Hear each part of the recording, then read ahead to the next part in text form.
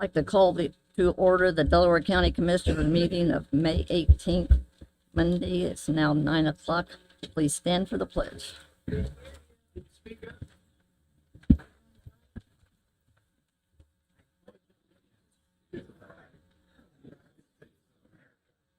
To the republic which stands one nation under God, indivisible, with liberty and justice for all.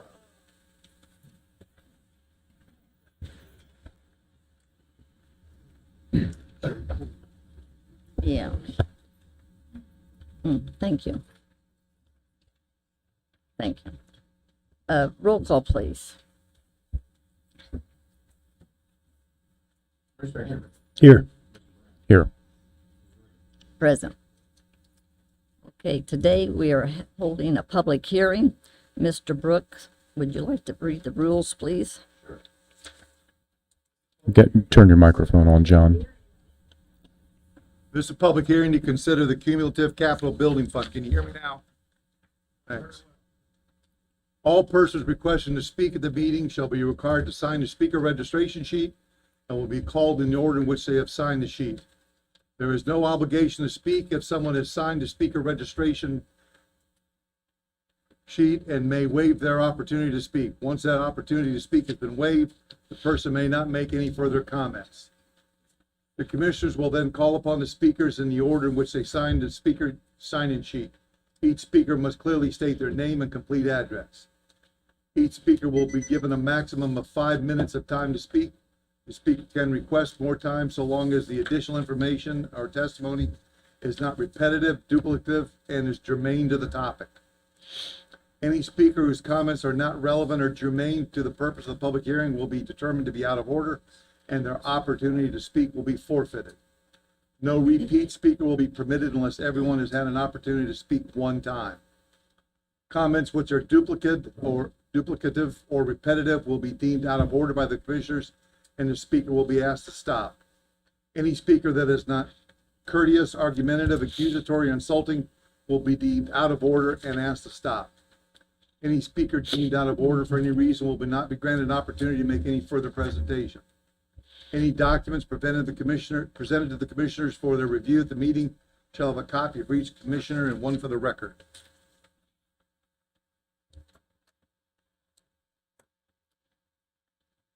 Is that it? Thank you. Those are all the rules, sorry. Yeah, thank you very much. Okay, the first one we have is, Can we make some comments first? I think we want to make some comments. Yeah, good. yeah, go ahead.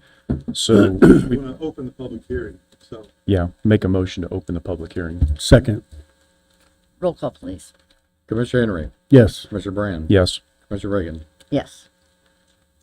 Thank you. So we put this process in place for this exact reason, so we can hear from the public. Every municipal advisor, tax estimator, every state agency for finance states very clearly that in the next 2 to 4 years, our revenues will go down for local units of government. This applies to schools, townships, libraries, and including the county and the city. So the finance committee for the county has been working for about 6 months on trying to understand what that financial impact is going to be to the county. And it's relatively significant. So if the revenues coming to the county are going to go down, that means our property taxes are going to go down. So every government agency is reporting the same thing. So in 2 years, 2028, there will be a big change in the local income tax. All the special use rates, such as public safety, jail, courts, economic development, that all rolls into one local income tax rate and becomes the purview of the county council. The county commissioners will no longer have what's called an economic development income tax fund, which is what we use primarily to fund the repair, the maintenance, any kind of remodeling that's necessary of our public facilities, of which we own quite a few, and Commissioner Henry is going to talk about that here in a second. This particular CUME fund exists in 83 of the 92 counties. Delaware County is one of 8 counties that does not currently have this fund. The local income tax rate in Delaware County is 1.5%. That's below the mean and the average for all 92 counties in the state of Indiana. Also, the county tax rate went down in 2026. So you hear me saying a lot about how revenues are going to be decreasing in 2 to 4 years. So we have to come up with a way to fund the maintenance and repair and, if necessary, construction of buildings. While this particular fund is allowed to be used for more than that, such as land acquisition, general operating expenses, major equipment purchases, I believe that we would, if this thing goes into play, once we hear from the public, we would restrict this to just be used on buildings, infrastructure type stuff.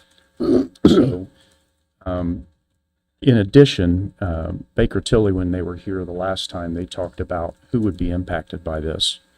And if you have a homestead exemption on your property, that qualifies you for the 1% cap rate on your property. There are 3 cap rates in the state of Indiana, 1% for residential, 2% for like if you have rentals and farmland, and 3% cap rate for industrial. If you have a homestead exemption and if you're at your max cap rate, this tax would not apply to you. This won't apply to probably 80% of the homeowners in the county because of their homestead exemption and because they're already at the rate.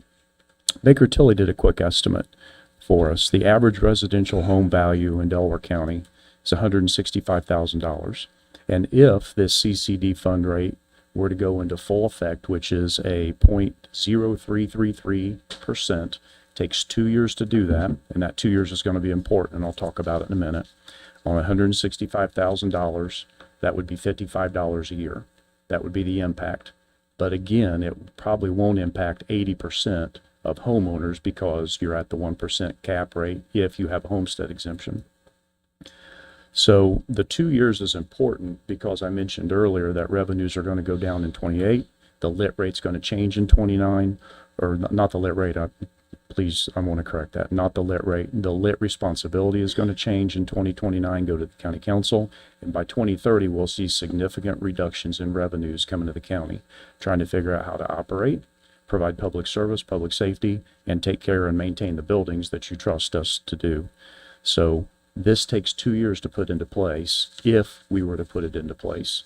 The first year, it would be half the rate, whatever the rate that's proposed if it's adopted.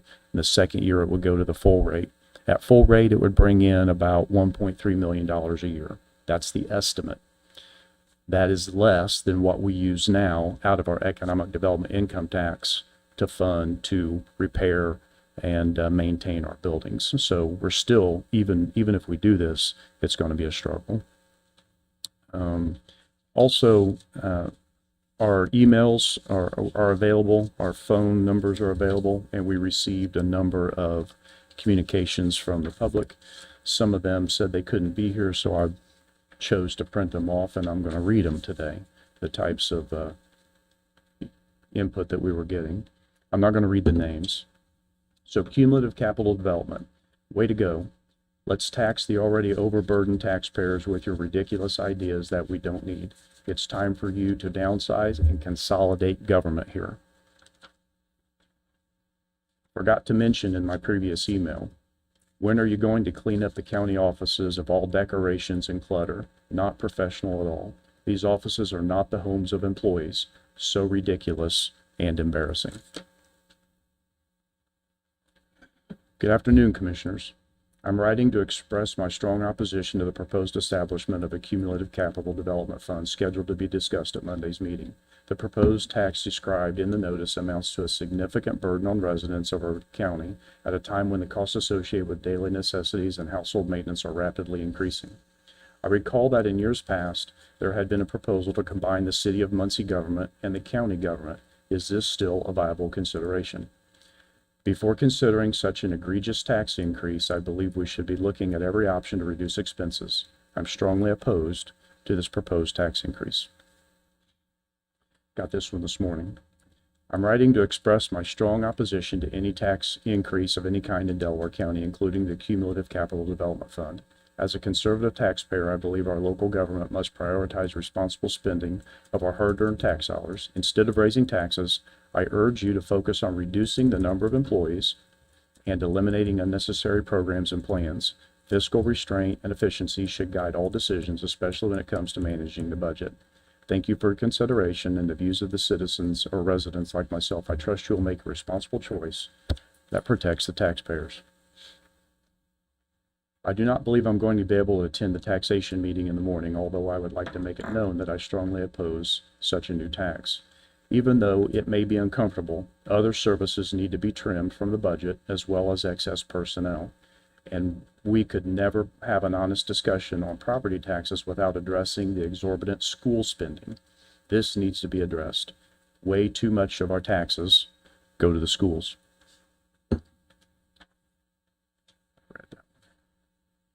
Thank you. This was a response. This came from a city council member. No, I'm sorry, this isn't the right one. This came from a citizen. I'm a Delaware County homeowner. I understand you're planning an additional tax on my home. My husband and I are senior citizens. We live on a fixed income of moderate means. Our home is thankfully paid for, but we will need to pay money to the county every year in order to continue to live here.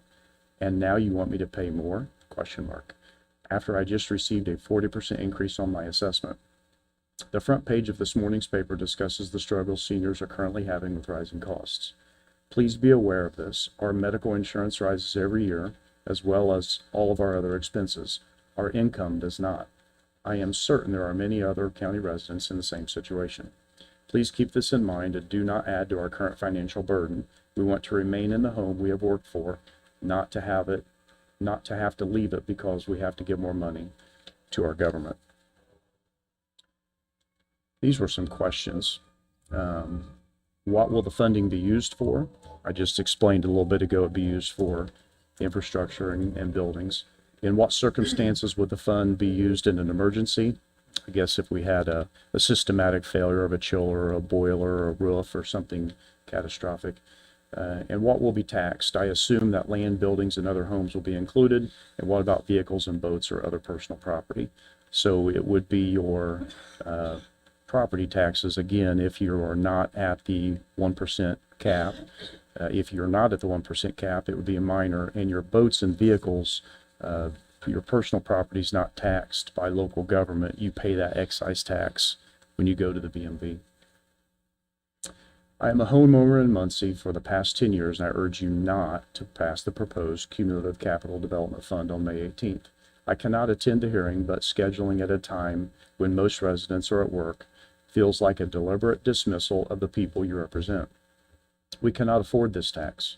Like many, my family struggles just to pay the rising cost of utility, food, water, insurance, gas, and property taxes. Adding another tax on top of this is unreasonable, especially coming on the heels of the recent increased assessment numbers. There is zero confidence that this money will be spent effectively. Many roads remain dangerous to drive on. Grants such as community crossing matching grants have been missed.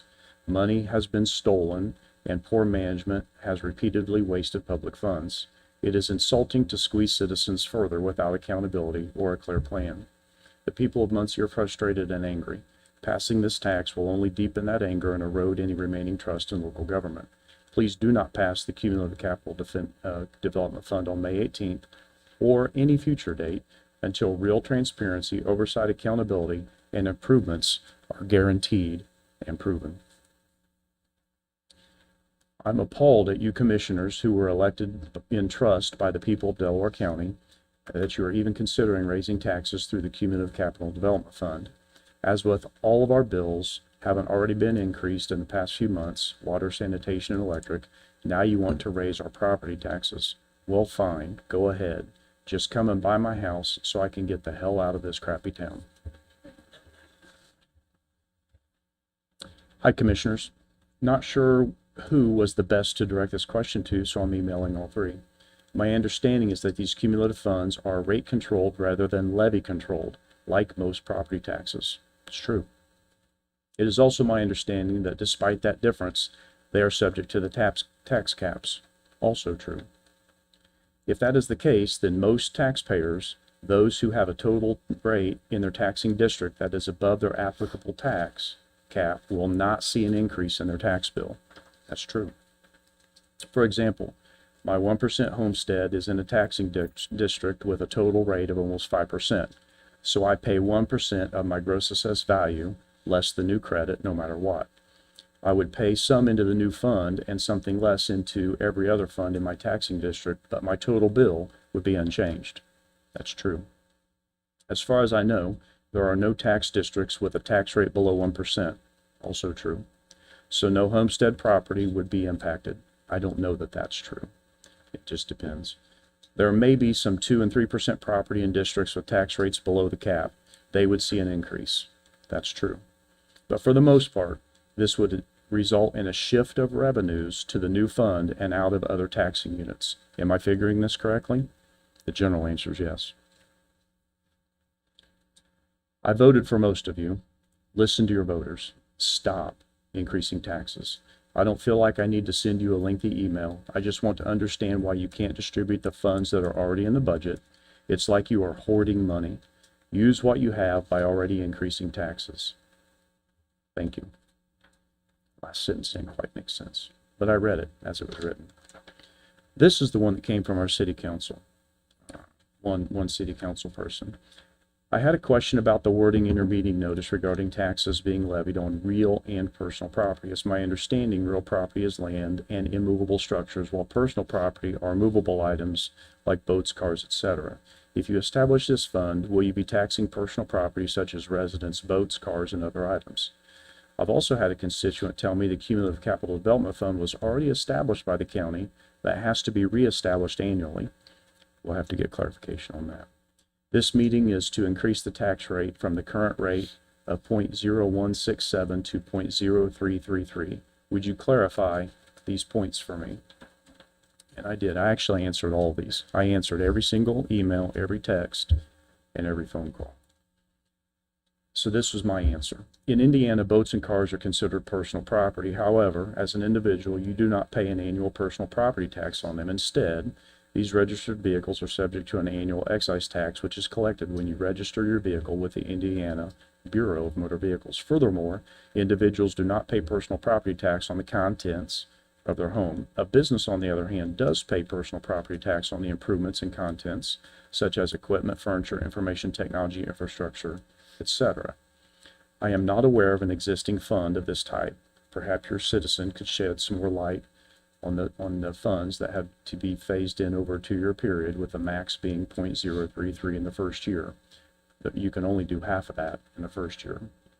One reason this is being considered now is that 2-year window.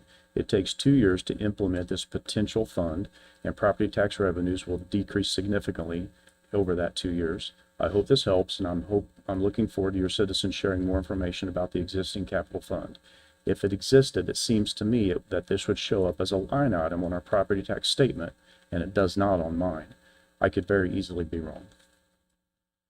I've got just a couple more here. Thank you for your patience, Madam No President. problem. I am messaging you today in regards to this new property tax proposal that was posted in an obscure Star Press classified ad. I'm glad I caught it.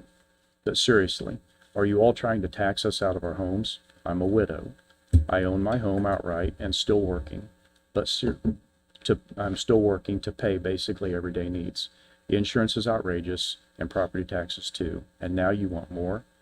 Contact the mayor and get the extra monies. Work within the budget already in place. Sell some of the properties Delaware County keeps buying, like Cannons on Walnut for one. Just to be clear, that's not a county project or a county purchase.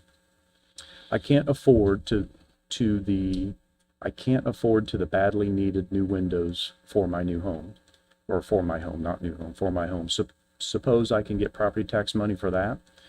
According to my property taxes this year, I have made thousands in improvements. I realize 2 of you are not seeking re-election, which is a good thing, but I'm sure you will be, Stephen Brand. I helped vote you in on promises you made and didn't fulfill. I'm totally disgusted with you all. Find your money elsewhere in the budget and stop trying to put homeowners out of their homes. And the last one, no more taxes. Work with the taxes currently assessed or reduce revenues. People either can donate to the city or deal with less. Government is not a real estate agent. Quit buying property. Government needs to govern only. So those are the emails that we received.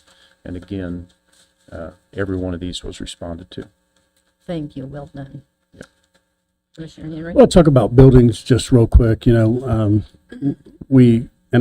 talked to several people about the buildings that we currently have. We have the jail, which we're required to have, that needs work. We have this building that needs work.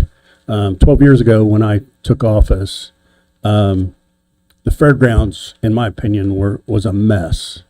There was 2 horse barns out there that were falling down. They had taped up so people couldn't go in the horse barns because they were too dangerous to go into. So I come back and I talked to Sherry and I talked to Commissioner King at the time, and I said, listen, we got to start spending some money out to fairgrounds to update some of that stuff out there, or we need to sell it, one or the other.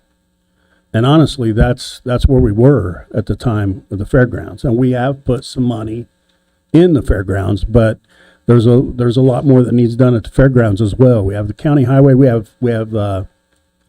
EMS stations strategically placed around the county here, and the county owns a lot of buildings. They just do, and it takes a ton of money to keep the maintenance up and keep everything updated. We have the 911 building. I mean, we just have a lot of buildings, and we have to keep them maintained. And I feel like sometimes we struggle to find money to do that. I don't know if it's on the agenda or not, but there's a $40-some thousand build out to EMA 911 you're going to hear about today to add some offices in that building. That's the kind of thing that comes up, and this tax isn't going to pay for that upgrade. I know people are saying, "Oh, you're building offices out at 911. That's what this." No, that's not what this is for. But there is it's projects like that we need to have money for to be able to maintain appropriate service. Is there anything to add? I mean, I feel like we don't, the ambulance service, the ambulance buildings we have. I think the newest one Yorktown, Mike, or 12th Street. 12th Street. Some of those stations are older. They need some work, and I had a person say, well, a couple people actually say, well, we won't care if the buildings are falling down, just keep them clean. And we can't just, if they're falling down, you can't keep people in them.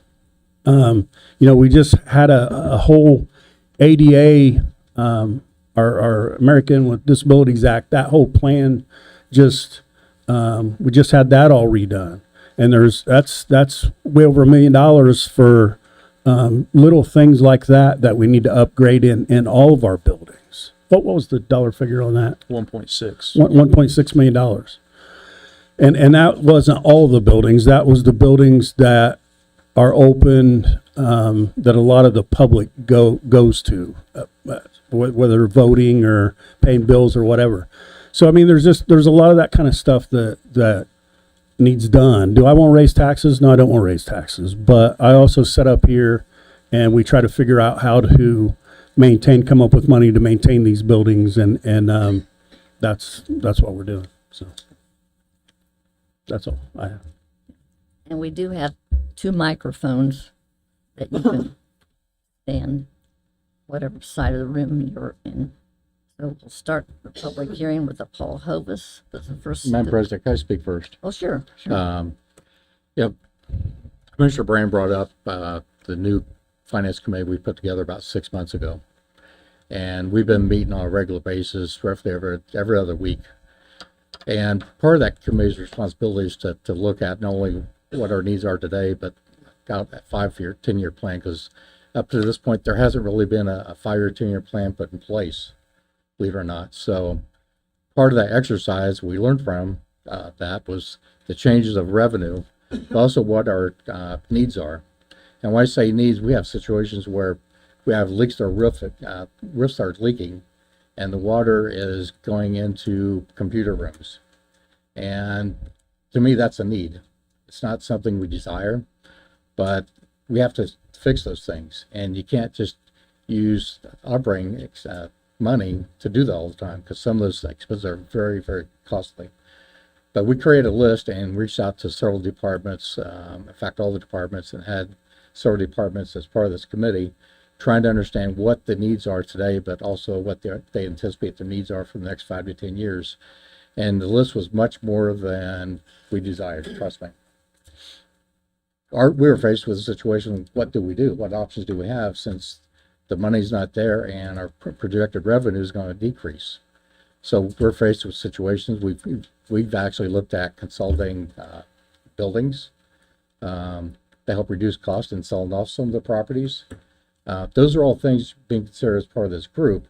So it's not just, hey, we're needing more tax money. We're looking at the other side of operating costs. We've had several items, and if you've attended a lot of these meetings, you know we've decreased our cost in several different areas this year. I think one comes to mind is the postage. It's like $13,000 of reducing the cost in that particular area. But across the board, we found $5,000 and $10,000, and that may not sound like a lot, but if you add it all up, we're talking hundreds of thousands of dollars that we've found just by asking the question and change the way we operate.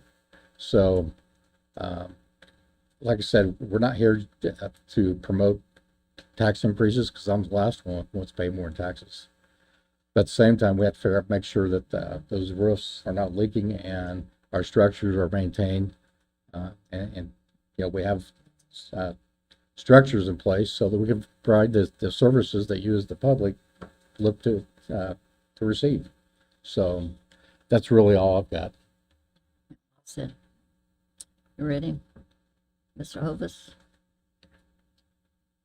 Okay. I heard most all of you pretty well, except for you. I didn't hear everything you said. Okay, so if you already have the homestead exemption, this CCD is not going to affect you if you've already got the homestead exemption? So you have to have a homestead exemption to qualify for the tax cap on residential, which is 1%. If you don't have a homestead exemption, you don't qualify for the tax cap. But provided that you have a homestead exemption and you're already at the max, this would not apply to you. Okay. The other question I have is, you're talking about all these projects where we need the improvements done. Now, were there not already taxes that were designed to go towards those projects anyway? Yeah, and they're in place today. But as I stated earlier, the local income tax structure is going to change in 2 years. And those special rates, like the economic development income tax that the commissioners have historically used for things such as building repair and maintenance, that goes away. And we know that we're going to have lower revenues in 2 to 4 years. So this is looking ahead, trying to get a plan in place to be able to maintain the facilities in 2 years. So right now we have $1.5 million. Is there $1.5 million in that? About 4 million in it.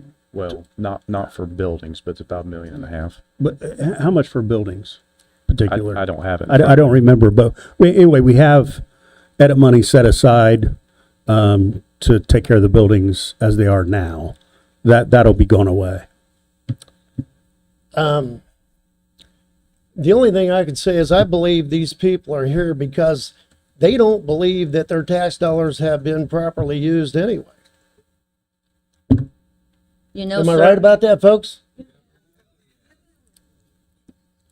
I could answer that. I've been on, Entirely true. Hang on. We have a speaker up here now. I would like to just answer that since I started in 2013, one of my goals was to get rid of the politics of government. And it's taken me 8 or 9 years to get rid of that.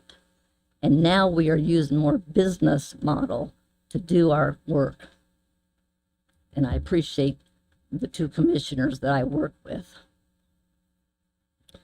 That's just my opinion. Thank you. Dallas Hopkins.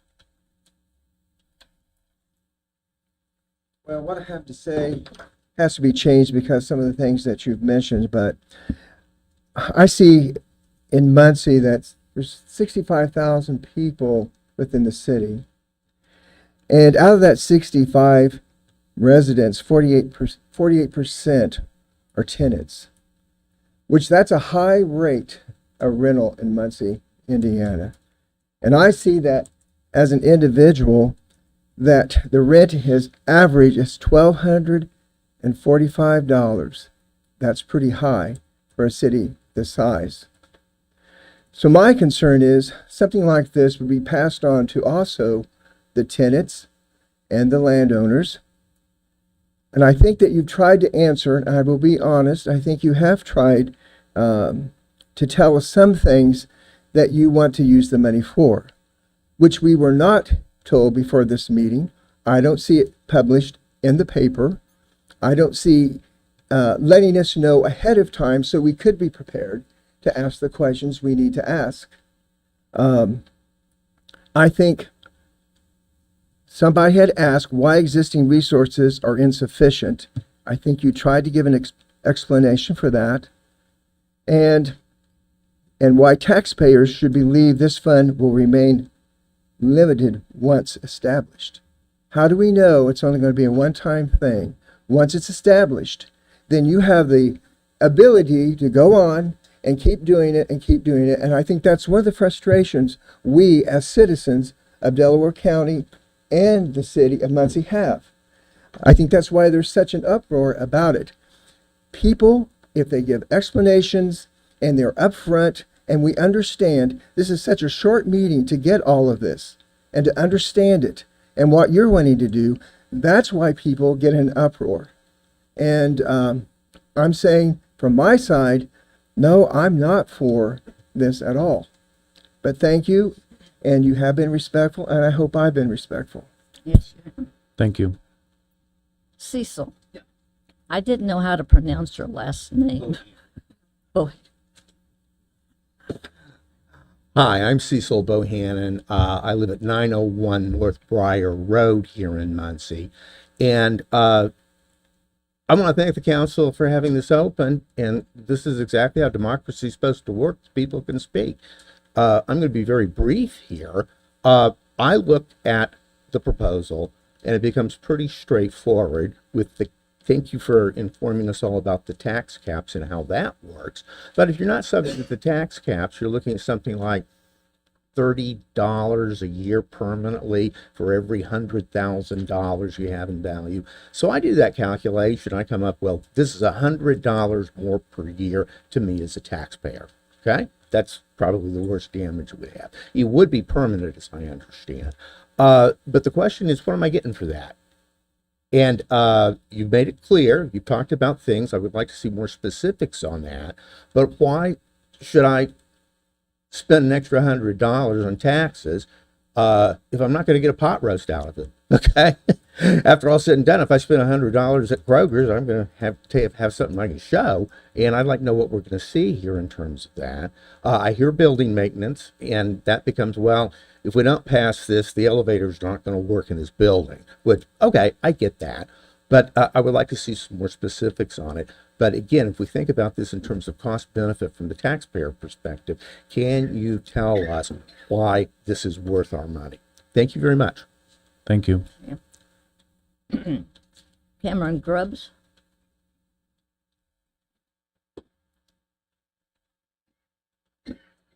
Morning, commissioners. I just kind of wanted to get up here. Like a lot of people, I'm frustrated by things going on because a lot of it is, like was mentioned, we don't know because it's not put out. It was only put out in a newspaper notice, and I do appreciate the explanation. I appreciate the back and forth that honestly doesn't happen a whole lot of times in the government, to where it's like you answered some questions from the first person and all. So I appreciate that.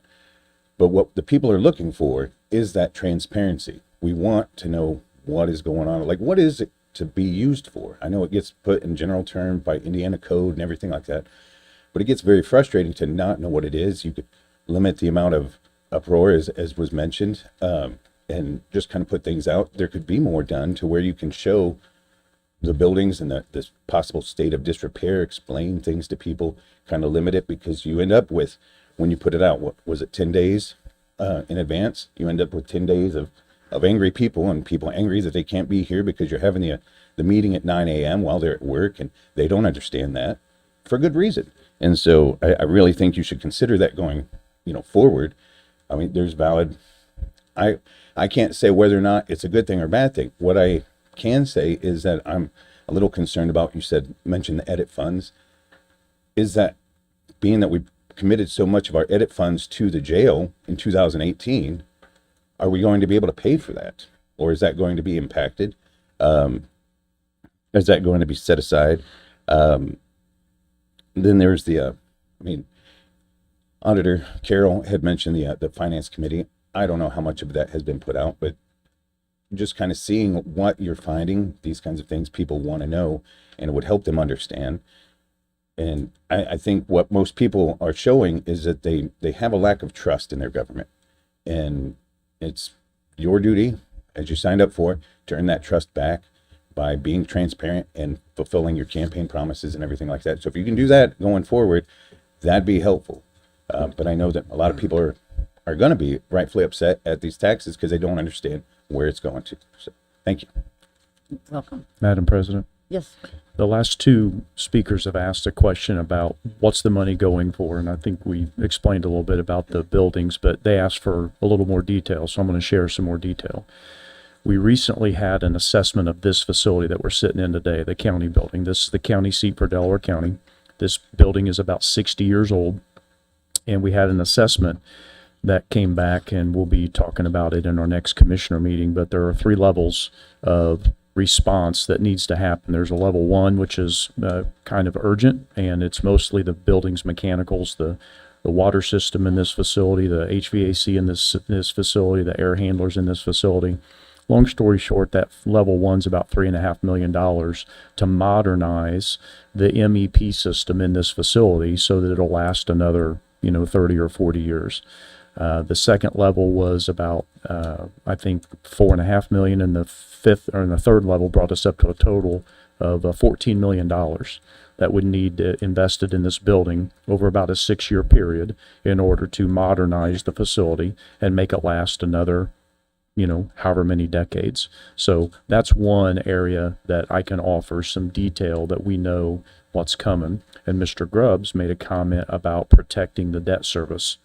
The debt service is protected with the new local income tax rules. So any funds that have already been obligated for debt service, such as a bond like the jail, sir, that would be protected. What'd you guys just spend on the elevators here? Oh, goodness. One at 40. How much was that, Don? Do you remember? The elevators. For the elevators here, someone brought up the elevators here. How much did we just spend on them elevators? Yeah.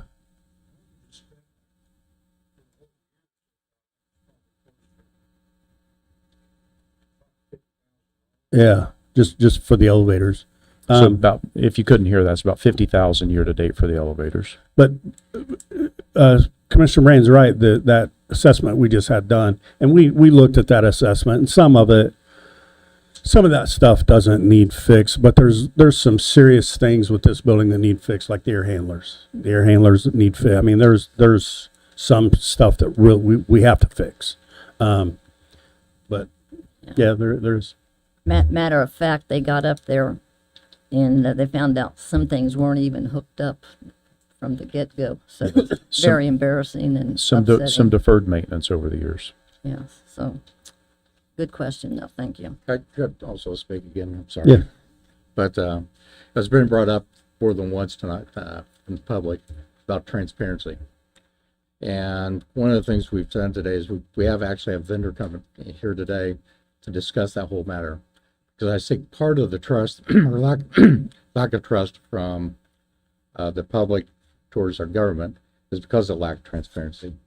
And they're here to present some options that they have available that the goal would be when we have these public meetings or private meetings as a committee to be able to publish these types of notes and meetings so that the public can see those things. We don't have those things in place. The technology we're currently using, the website is so old that the vendor itself said we're not supporting it anymore, and we're not even going to be a provider of the websites anymore. So that's the reason for these changes, because we're using tools that are so old that even the vendors aren't supporting anymore. So we have to change the way we operate, and we got to change the tools that we use to operate. And the goal is not to use this transparency and add more staff and more people and add bureaucracy and cost more money. So this information's out on the web so everybody has access, but to streamline it so that it's automatic. So when the meeting's over, electronically it just goes on the web and to the particular departments that need that information. So those are the kind of things that committee's involved with, is trying to figure out how to streamline these things, get the public more engaged, and provide the information. There's going to be portals so you'll be able to sign up for these notifications when there are meetings, and there's updates on the website. But it's a lot, because there's so much stuff that's been unchanged for the last 50 years, unfortunately. So, I'm not trying to make an excuse. Just those are the facts we're dealing with. And we learned these things through our recent finance committee and other committees we have, that we've got to make a change in how we operate. Thank you. I asked for a little grace on this next name, Charlena. I'm sorry, Carlina.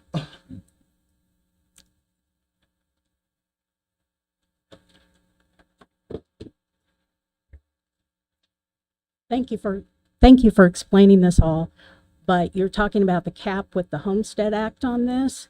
What about us seniors who own our homes outright? You're asking to tax us, pay more of the burden when we get our Social Security. And in a way, I don't think that's fair, because we've prepared for our retirement and to continue to stay in our homes that we've paid for. You would just be asking us to pick up more of the burden.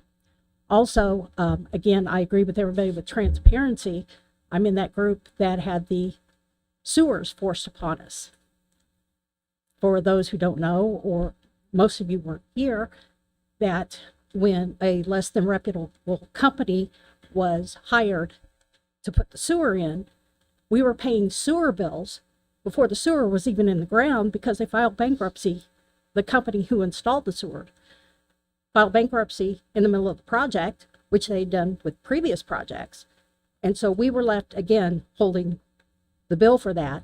And then at one time, sewer bills, my understanding in the city, I've never lived in the city, is based on your water usage. At one point, we were paying over $100 a month, and we don't have city water. So that has come down.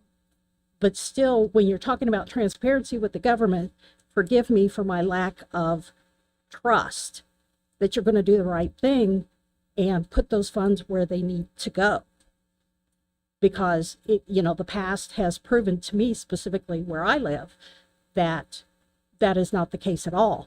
And understanding that now, that, okay, so I get to keep a mortgage on my house in order to be capped on everything just to live in my home I've paid for, and this is my great retirement. So I'd like for you to consider the seniors and what's coming out of their wallets through all of this. Thank you for listening to my concern. Thank you. Danielle, Dries.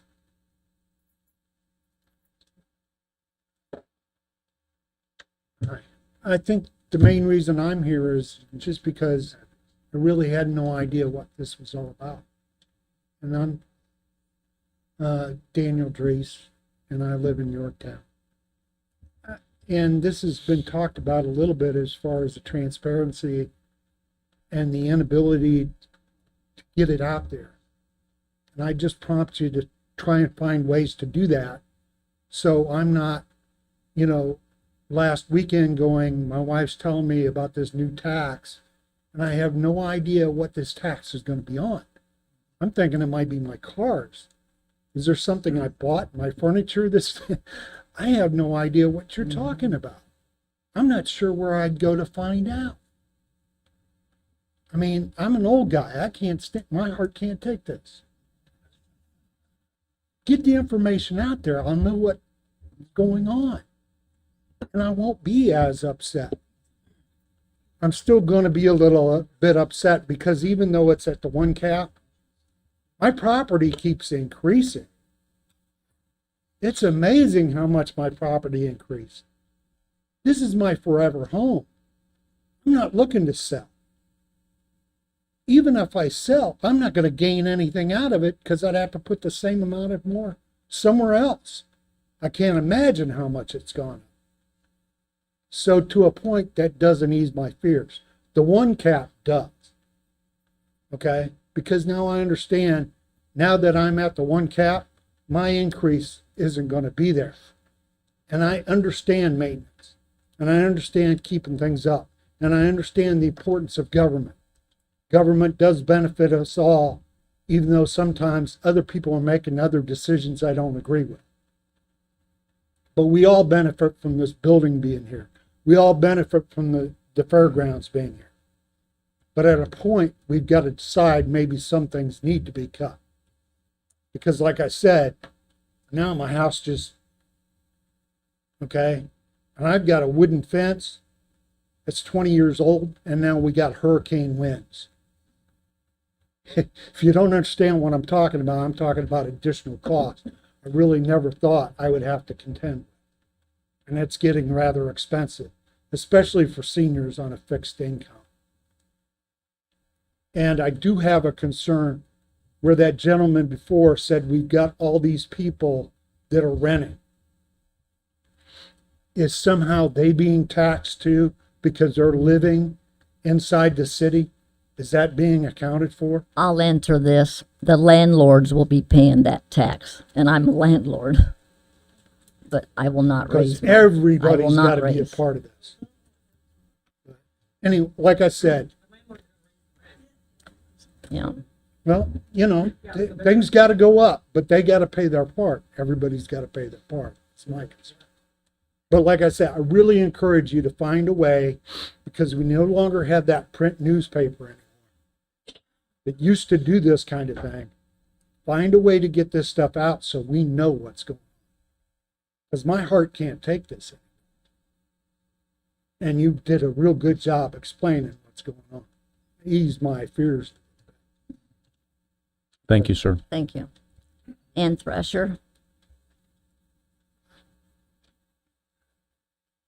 Hi, good morning. I'm Ann Thrasher. I live in Albany. My question is not substantive.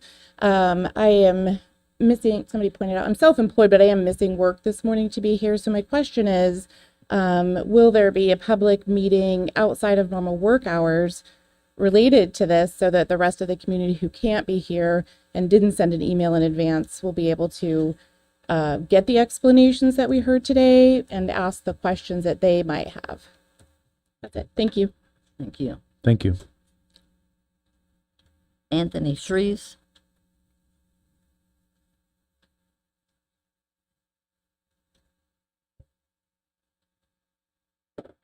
I'm Anthony Shreves, and I only came here today to listen. But I've heard some things I think, and I'm trying to figure it out. Now, I used to be a contractor and a service person. You were discussing all these maintenance and repairs. How effective are you spending your money toward those things? Are you contracting everything out? Are you doing things in-house to save money? Do you have qualified people in-house to save money? Things of that nature. And did you not say something about a fund that's basically unregulated, unmonitored, that you were shifting money to?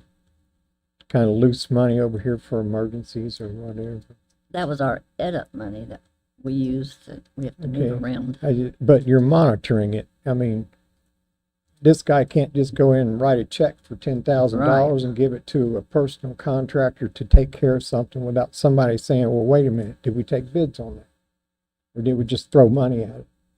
That's been a concern forever, is government has a tendency to just throw money at it instead of thinking it through and seeing what we need to do to accomplish this at the best possible quality at the best possible price, things of that nature.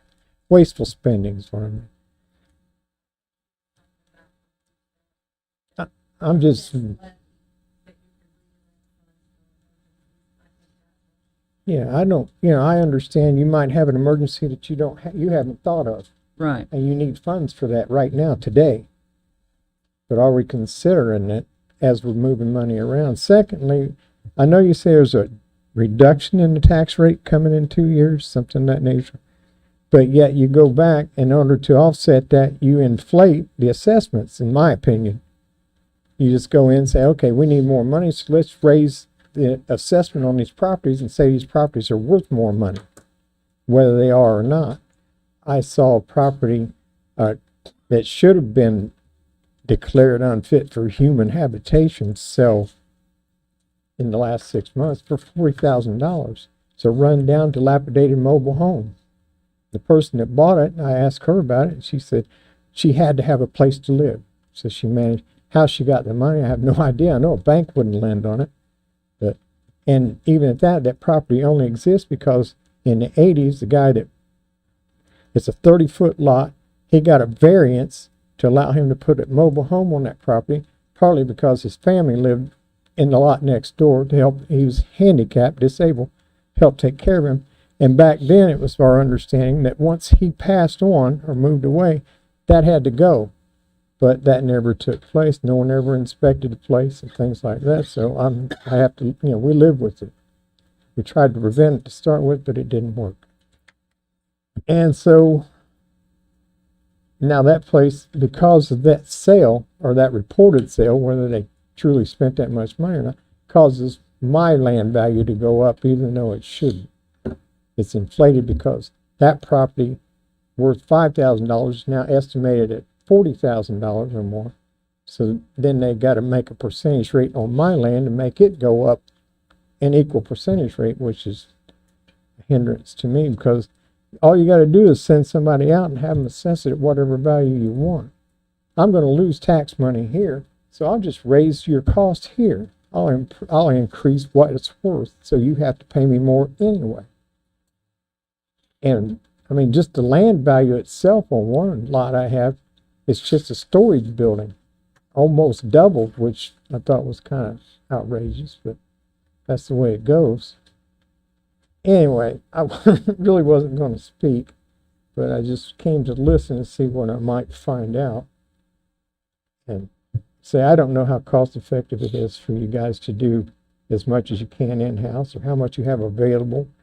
I don't know what kind of structures you have all over the place. I know you have to use a lot in various areas. It's a big county. You got to have buildings everywhere to support the people in that section.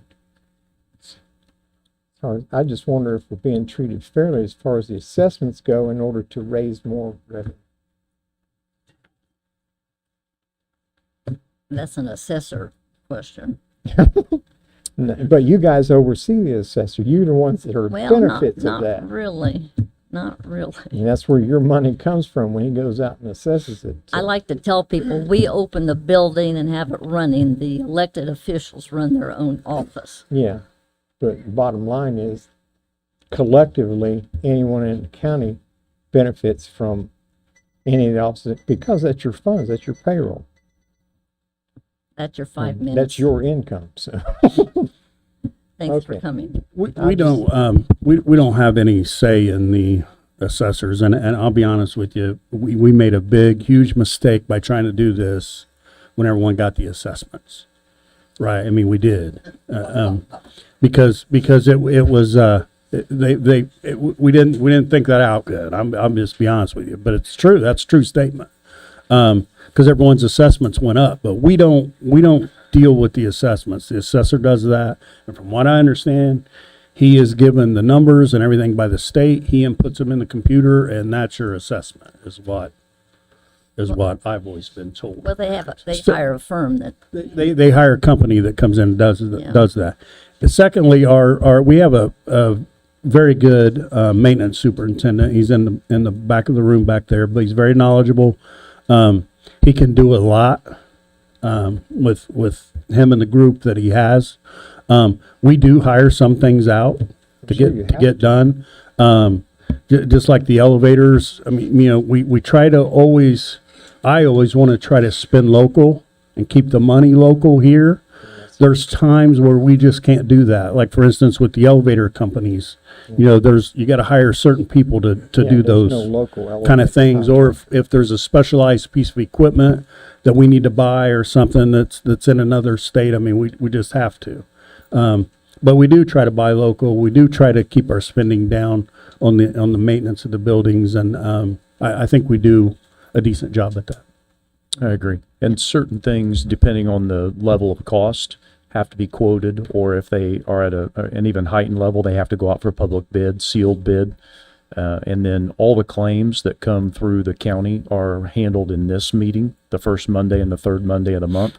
And all of those claims since January 6th of last year, all those claims are posted now on the county's website. So you can see all I the couldn't even find anything on county website or get to anything. I get to a certain page and then I'm locked up. So I was having trouble getting anywhere on the county's website, but that's, yeah. I assume it's because it's an older system and it's hard to work through, I guess. Just FYI, we're currently in the middle of redoing Yeah, I the mentioned- someone mentioned website. that. So yeah, we're trying to take Make care it- of that problem. make it more public friendly.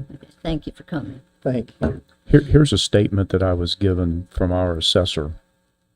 He said this was the best explanation he's seen for why the assessments went up. Increases in assessment are largely from updated construction cost tables issued by the Indiana Department of Local Government Finance. So it's issued by the state, which had not been fully revised since 2022 and were still based on pre-inflation construction data from 2021. The revised formulas now reflect the sharp rise in labor and material costs that followed the pandemic area construction boom. Reassessments are tied directly to the state's recalculation and construction costs for structures. The state updates cost tables that reflect the cost of building materials that go into building structures. That could be steel, concrete, wood, etc. on a sort of regular basis. The state updates those cost tables to reflect the actual market costs. The update this year is the first that fully reflects the post-COVID inflation and construction cost inputs, and so that is one of the reasons why assessments have increased dramatically this year. This was our assessor gave me this. And you have the ability to do this every year. That's another concern. You increased me by nearly 50% on one property next year, where you increase the assessment similarly and So- continually over till I can no longer afford to own the property. So local government doesn't set the cost tables. This is done at the state level by the But Department you of can Local send Government in Finance. An email to the state saying, "Wait, we're up here in Delaware Yeah. County, and you're overwhelming us because of our ability here. We're not downtown Indianapolis, Muncie, Indiana." Thank you, sir. Yeah, thank you. Thank Appreciate it. Naomi Schricker.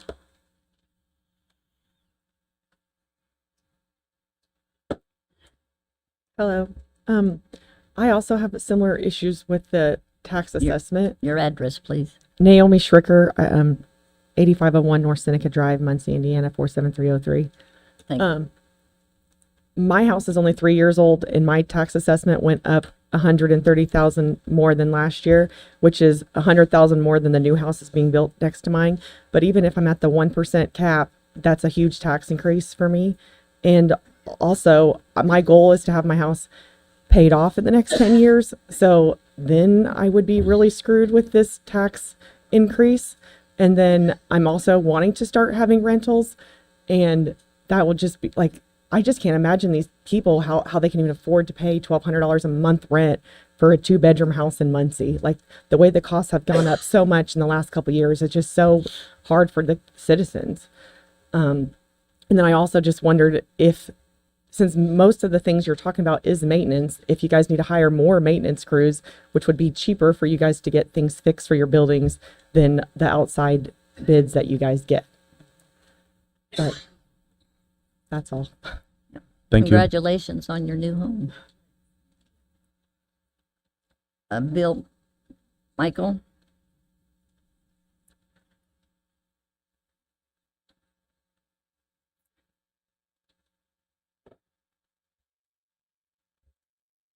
Hi, Bill Michael here, out Selma, Indiana. I'm having a hard time hearing you guys. Can you choke up and swallow those microphones, please? It's kind of muffled. I don't know what the heck's going on with this stuff. Last year, my assessed value went up $48,000. This year, it went up $210,000. You get that? That's a lot of money. That's a heck of a lot of money. It's a ridiculous amount of money. Short and sweet, vote this property tax increase down, and I'll thank you when you do it. I'm sure you're going to do the appeal. Yes. Linda Michael.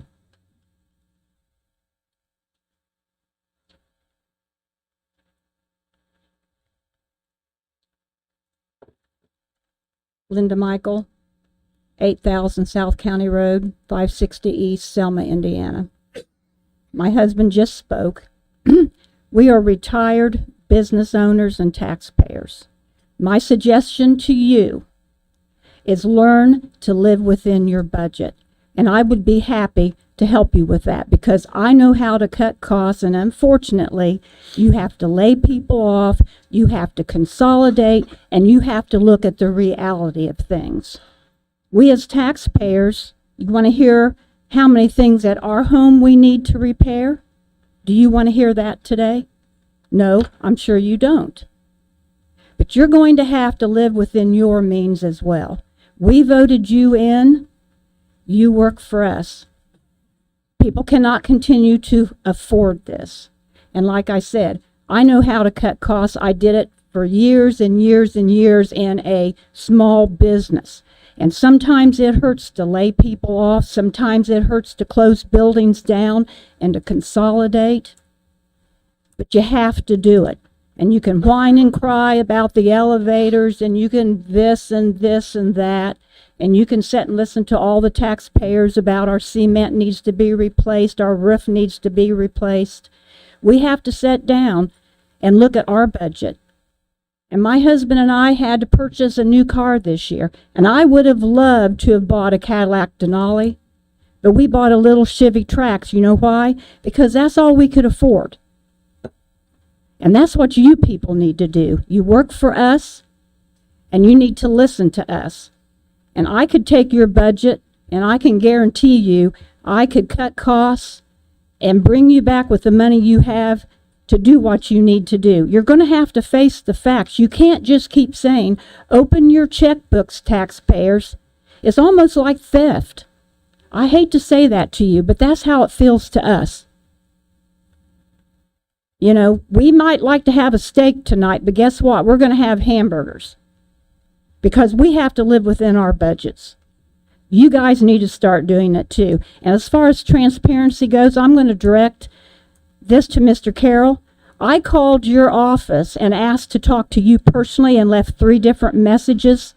You didn't have the decency to return my call. You had one of your employees do it. And it was over a very rude employee that you have, that I went down to ask questions about these assessments and different things when we got those assessments. So that's not transparency, I'm sorry. So you guys need to go back to your offices as commissioners, and you need to work for us and figure out how you're going to use the money that you have without asking us for more money, because you can do it, and I could do it for you. That's how confident I am. Thank you. Thank you. Dormel Nyron. Oh, Donna. I'm sorry, Donna.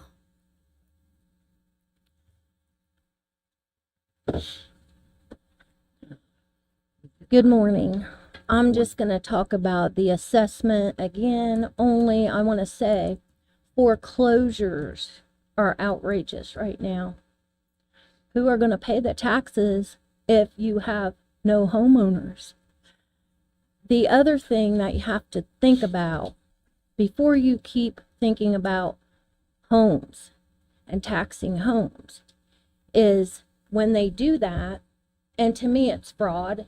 I'm not afraid to say it. There's some fraud going on. I'm not saying here, but somewhere in government, these homes are not worth what they're saying that they are worth. My house, I can't believe what they say my house is worth. I mean, I don't have a lot, but my house is not worth what they're saying it's worth.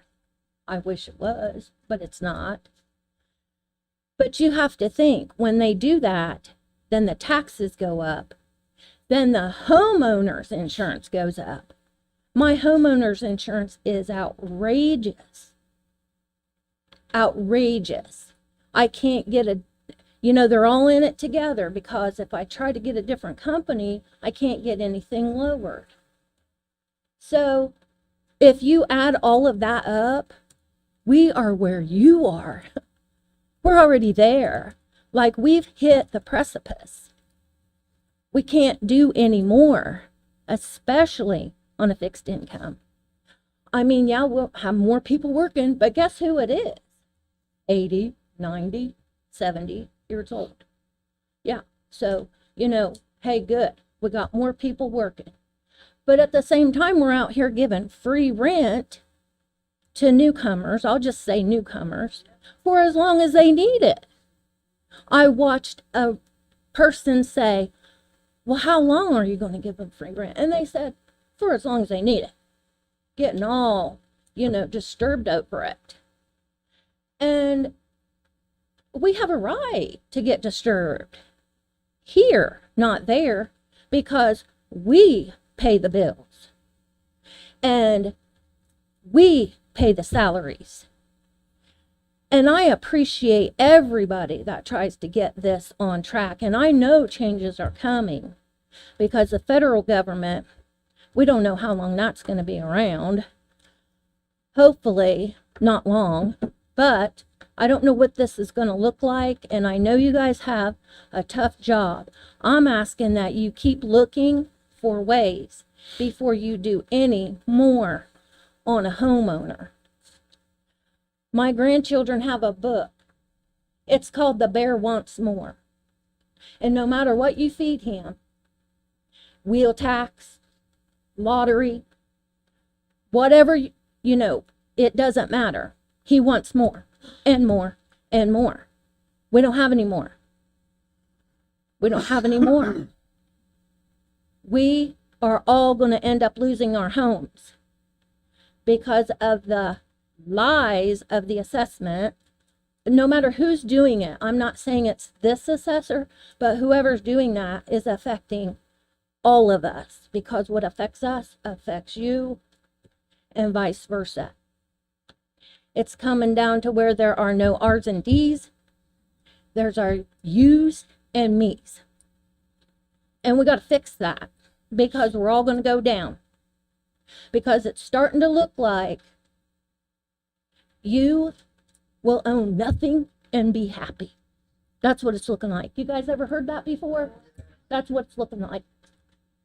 So I just hope and pray that you can look somewhere else. Not saying we need any more taxes, but just look at the structure. Look at what we're spending. Look how there's got to be more things we can do. If we have to unload property and not for $1, we're giving people properties for $1. And then we're saying we got to raise your taxes. It's not, make it make sense. I can't take anymore. And, sometimes getting riled up, I'm not breaking the law, but yeah, I'm fired up. I want this to end because I want to keep my home. I've almost got it paid off. And here we go again. I'm never going to see it. Thank you very much. Thank you. Thank you. Oh. Phil Gift.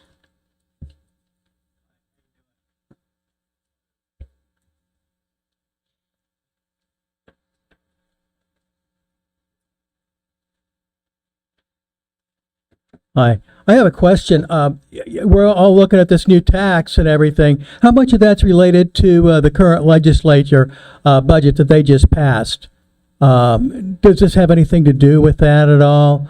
Because all of a sudden we're getting this tax sprung on us after after the SB1 and the state legislature passed their savings bill. It doesn't have anything to do with the current budget, but No, I'm talking the upcoming budget in 28. that you were actually back to the shortfalls in revenue that you were referring to. Yeah, the anticipated revenue shortfalls, which will be a result of us all paying lower property taxes in 2 to 4 years. It's a result of that. Paying lower property taxes. I heard people just talk about the property taxes going up. Right now they are. Uh-huh. So again, Department of Local Government Finance. So you're going on record saying that this had nothing to do with that budget? I'm going to answer your question. Mm-hmm. So every municipal advisor, Department of Local Government Finance, everybody anticipates future revenues are going to be lower. You agree with that? Mm-hmm. I don't really know. Okay. It's I'm sure everybody was shocked by this sudden announcement that you're going to increase the taxes, the county taxes. So anyway, thank you for your time. Christopher Bilbrey.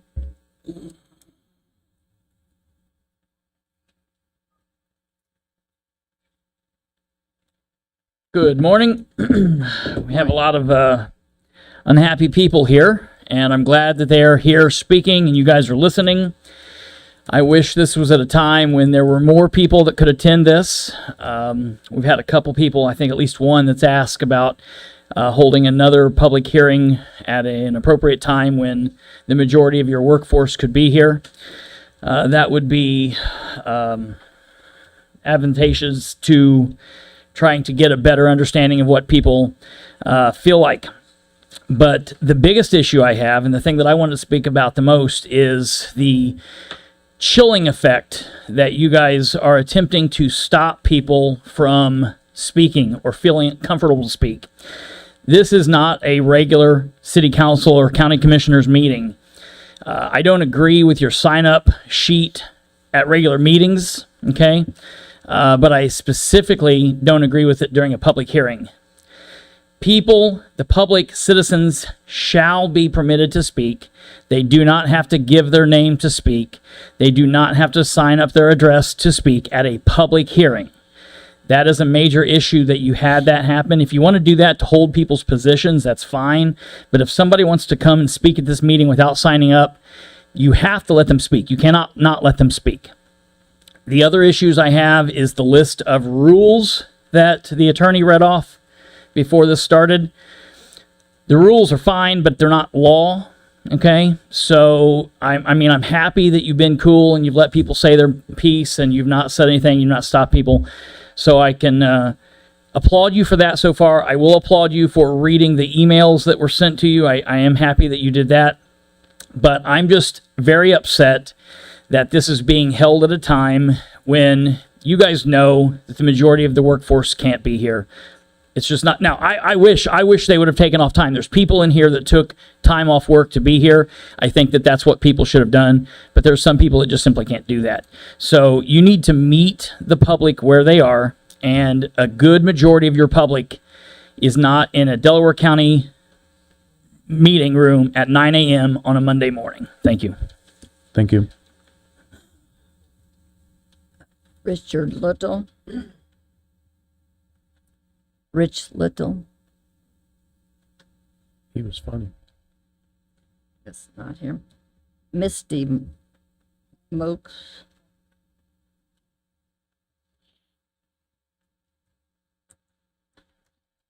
Misty Moles, and I reside at 5820 East Jackson Street, Muncie, Indiana, but I do live in the county. And then I also possess a home in the city, and I also possess another home with my siblings in the county that we just inherited from our mother's passing. So with that being said, there are new bills that we're going to have to put into our budgets for possessing those things and figuring out how much tax burden we're going to carry and split that amongst our incomes. With that being said, me and my husband are disabled. We're on a very limited income. Right now I have no income while I'm waiting for a decision to be made. So we live on $1,000 a month, $1,005 a month. So when you're talking these caps, because I do want my inheritance. My parents worked hard. Actually, my great grandfather worked for the property that we now possess. we should be able to enjoy the fruit of that labor that my grandpa put into that property for generations to come. It shouldn't be that we can't go out there and enjoy it because we have to sell it off because we can't afford the taxes. There's no homesteads for that. We all come together as a family of 4 to keep that home and make it prosperous in the years to come, that maybe a grandchild, a great niece or nephew. But if the taxes on these assessments are going up, and that does play a part in how you get your money, it does, there's these caps. So the 1% cap, from what I've heard the people in the audience speak on, that is if you have a loan on your home, you get your homestead. Is that how you get that exemption? I don't believe you necessarily have to have a loan on your home to have a homestead exemption. I don't know that that's true, but No, it's not. in order, The yeah, homestead exemption is because right, It's because it's your primary residence. right. So then But in order to qualify for the 1% cap, you have to have a homestead exemption. you have to. Yes. So that means you have to physically live at that property, or Correct. someone that's on that deed must live at that Yeah, property. and there are Okay, some rules around how many days a year you have to live there. I don't know them off the top of my head. I that's fine. apologize. So then when do you hit so it's not a rental property, so then what would the cap be for those properties? Like for this scenario, if you said maybe $55 a year, but depending on what it assesses at, Rental properties would be 2%. so then that would be considered a rental, even though, They're capped at 2%. so no one's truly renting it because it's family owned, so we're not making a revenue.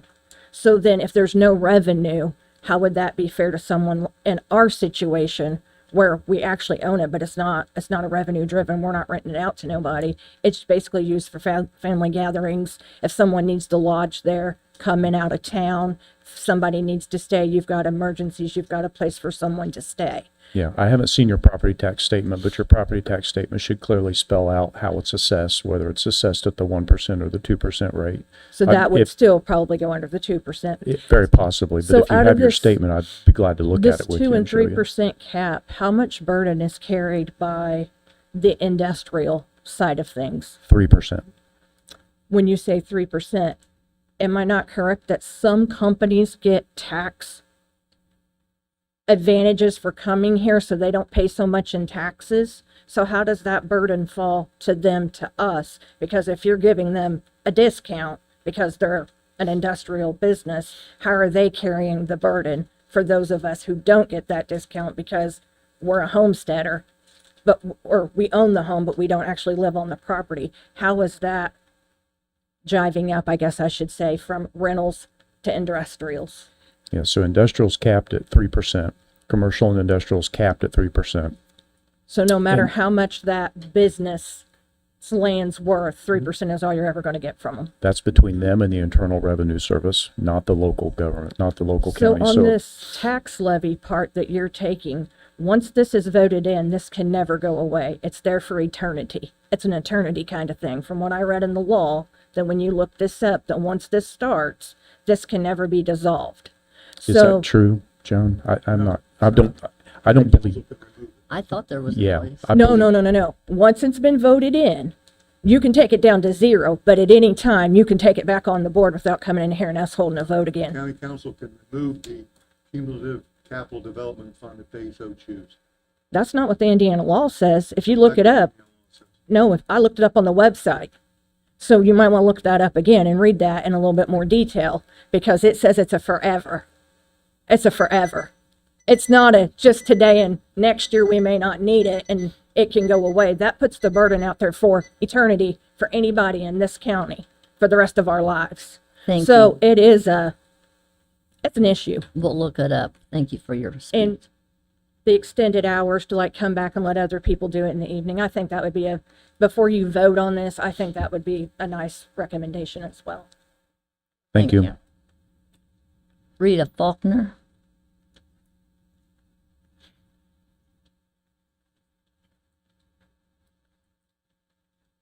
Well, I'm basically going to pass because Phil Gift already brought up the subject of the state legislature's cuts that seem to be the root cause of the problem here. The reason why you have to have this fund is because of SCA 1.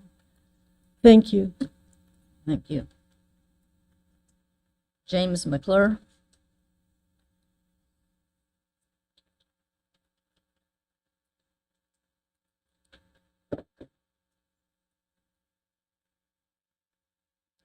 James McClure, 2100 West Petty Road, Muncie. There's a lot of mistrust of government, and it comes from experience. And so every year I have to appeal my assessment. And my experience has been that every year the government has been wrong. Every year my appeal is to some extent granted.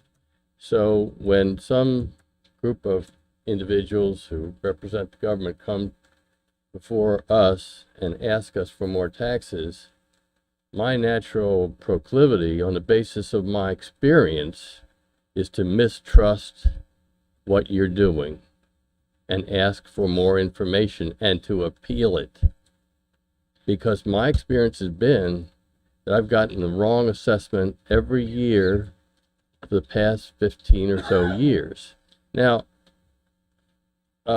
if I hadn't appealed, I suspect that my taxes would have been so high that my family would have decided to move somewhere else. And so the decisions that are made here and decisions made by government, they're inspiring mistrust. That's my point here. And my experience is that it's just the process is not trustworthy. This year, my land has never gone up in these 15 years. And this year, my land was reassessed 44% up. Now, with no explanation. How can that happen? How can my land have jumped in 1 year? This other gentleman talked about building materials and revised schedules by the state government, and it's like top down. It's like a Soviet bureau up there that's deciding what the materials cost in all these places. How do they know in Indianapolis what the materials cost in Muncie, Indiana? I heard other people talk about it. It's not the same all over the state. And so when these central authorities come down and say, this is what this costs, they don't know what they're talking about. They're not using local information. And so my mistrust is high, and I'm asking you to reconsider this in light of the experience that I've had, which is that it's overinflated. The need for this money has been overinflated, and that's all I had to say. Thank you. Thank you. Good luck on your appeal. That's ridiculous. Okay, on our last one, Sandy Hunter.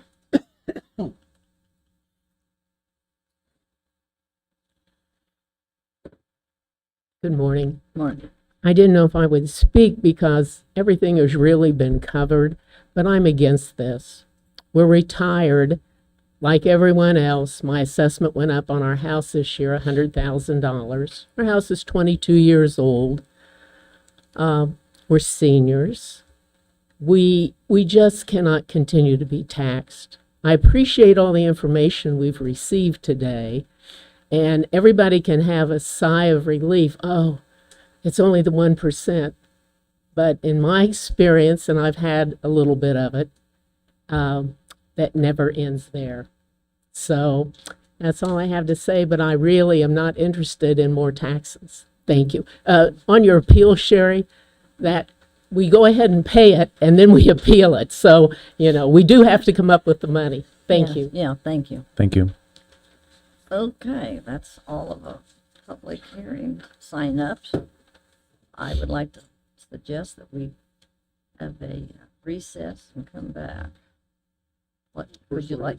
Is anybody Well, else close want to it. speak? I ask if there's anyone else wishing to speak. Okay.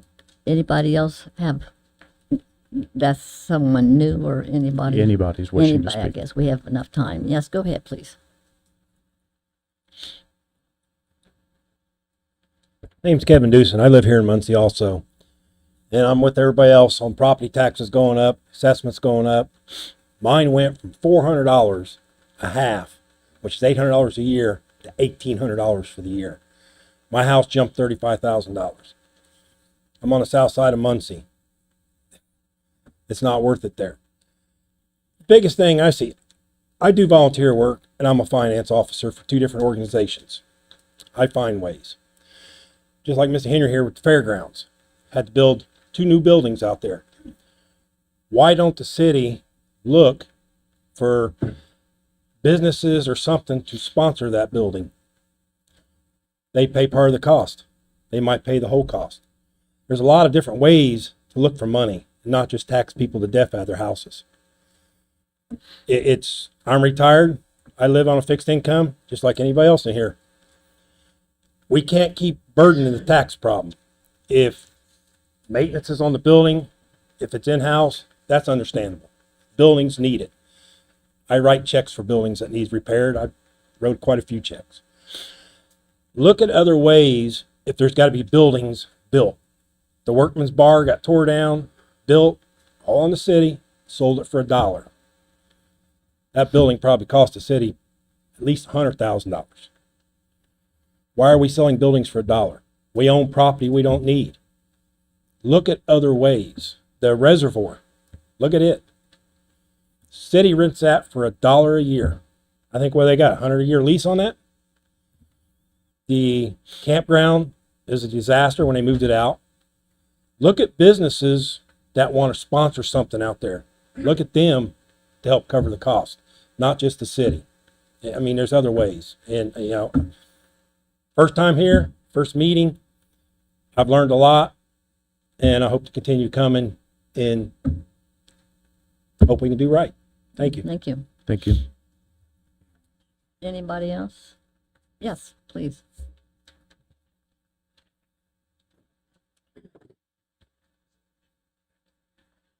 I'm John Bartlett. I actually live in Hartford City, but I'm running for state representative, and the district covers like the eastern side of Delaware County. So it's got like the townships that run down the eastern side, and then it wraps around to Monroe Township. So there are 2 points I would like to make. First of all, when you guys are talking about the drop in your property tax revenue that's coming up in 2028, that comes from the tax bill that the property tax bill that they passed last year at the legislature. And the one thing I do want to say about it is that the revenue cuts are coming from the business personal property tax, which was cut drastically, almost eliminated for most businesses in the state. It does not come from any sort of property tax cut that you all are going to be getting from your real estate. And the farmers are not going to get any personal property tax cut off of their combines and their tractors and farm equipment. So just so you know that's where the most of that comes from. The businesses got a huge property tax cut by the elimination of their personal property tax. The second thing I want to address is the assessments that you all are receiving, that we all are, I should say, are receiving on our property. Most of that is coming because the assessments are based on this book, which you can go download off the Department of Local Government Finance website. You have to be a calculus expert to understand the formulas in it. That's why the assessors farm that out to other organizations. That a lot of the issue there is because we are based on market value now instead of original sale value or replacement value of your property that you have, your real estate. And that market value in the last, from 2020 to 2024, the market values exploded because of the sales during COVID. There were a lot of property sales. There weren't a lot of properties to be sold, and it drove that market value sky high. And so right now, what you are seeing from your local last assessment, these assessments were done in 2024, applied to 2025 taxes, which are payable in 2026. So that's where you're seeing this extreme rise in your property assessments.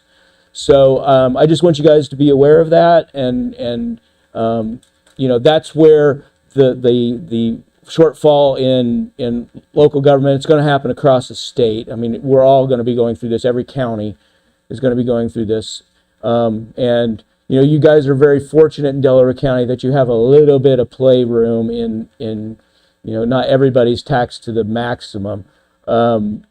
Randolph County is taxed to the maximum, and they're going to take a huge cut in what their local government has. So, but anyway, thank you for letting me speak. Yeah. Anyone else? Yes.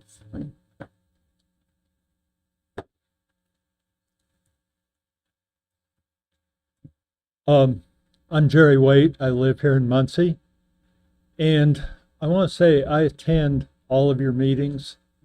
And I really, despite what people say, I want to say I think the commissioners really work hard at finding ways to spend money effectively.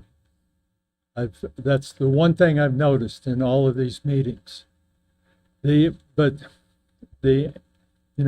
Part of the problem is that they're going to have less money to do the same work, and that same work is going to be more expensive in the future. So that's sort of a conundrum. It's hard to figure out. But I think that if people can't be at these meetings, they need to know that it's on YouTube. They can see what goes on. They can follow what goes on. They can see the minutes online. There's no excuse for people to say what this is behind closed doors or during my working hours or whatever. It's accessible. It's very accessible. The one thing I do want to say on possible on the cumulative fund is that the bulk of any increase in taxes will probably go to the people who can least afford it. The 45% of the people in this town who live in rental properties. The landlords will get a pretty good increase. They'll pass it right on to those renters. Those are the people who can least afford to pay this tax. And that part of it concerns me. So that's all I have. Thank you. Thank you. Thank you. Anyone else?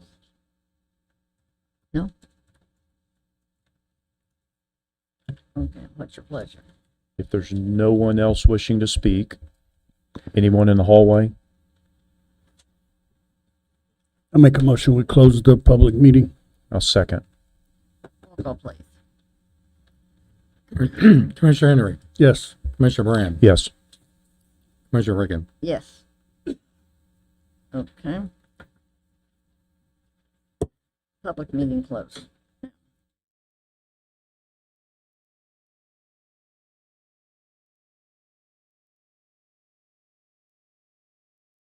Yes. I would think I'll make a motion, we take a recess. 5-minute recess. 5 minutes. Second. Roll call, please.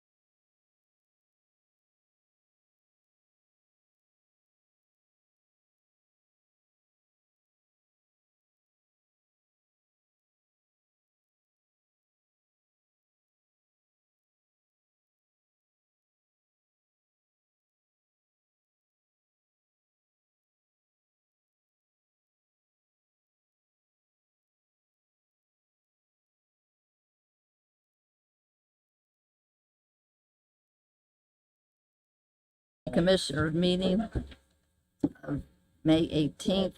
It's now 10:18. Roll call, please. Commissioner Henry, Yeah, I'm still here. Commissioner Brand, Yep. Commissioner Reagan. Yes, thank you.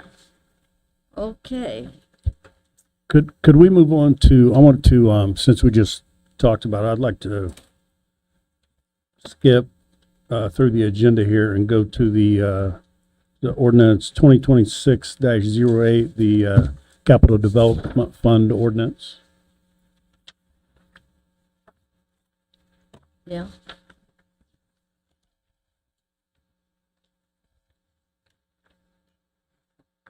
Can we do that? I guess it's John, can we do that, okay? Sure, Ann. Your agenda, so you can move forward. We've heard from the public. We've got a lot of information that we've gathered. I would make a motion that we do not act on this. Just so I'm clear, when you're saying make a motion to not act on this, you're talking about the Cumulative Development Fund. Correct. Okay. So we have 4 options. We can vote it in, we can deny it, we can modify it, or we can table it. There is a timeline that this would have to be filed with the DLGF, the Department of Local Government Finance, by May 31st. If we do anything other than deny, we will miss the window for this year. If we do it next year, since everything's in arrears, it would come into effect in 2028. And remember, this is a 2-year process, so it wouldn't go fully in effect until 2029. I just wanted to be clear on what happens there. In my opinion, we've heard clearly from the public today. They've given us our marching orders. They've told us to trim up our government. I certainly hope that all department heads and elected office holders have been paying attention and listening. And if they haven't been, I encourage every one of them to go back and watch this meeting. There was a comment about, hey, I hope you reconsider this tax. That's the whole purpose of why we put this process in motion, was to hear from people. And I appreciate the people that wrote. I appreciate the people that showed up. And in my opinion, we've heard clearly from the people. And I would second the motion to deny this. And I want to go a little further here. I think you guys have heard today, and a lot of people have left, but you heard today, I think, government is going to lose more money, okay? I think this is going to come back at some time. Maybe not this tax. I think there's other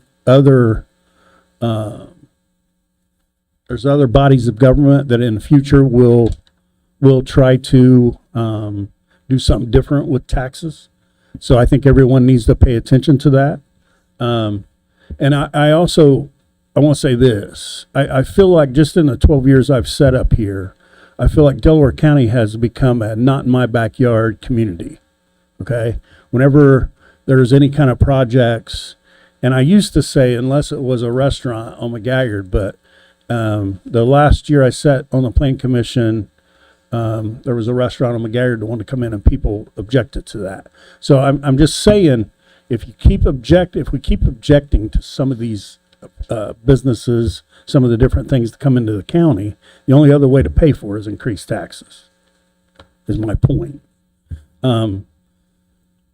We need to keep that in mind. And again, this is my last year, so I'm not going to be here, but I just think you're going to see things come in the future that everyone really needs to take a look at. And if you have a business or something that's coming close to you that you may not care for, I think you need to voice your opinion, but keep in mind, that's how counties function, is with business and other opportunities.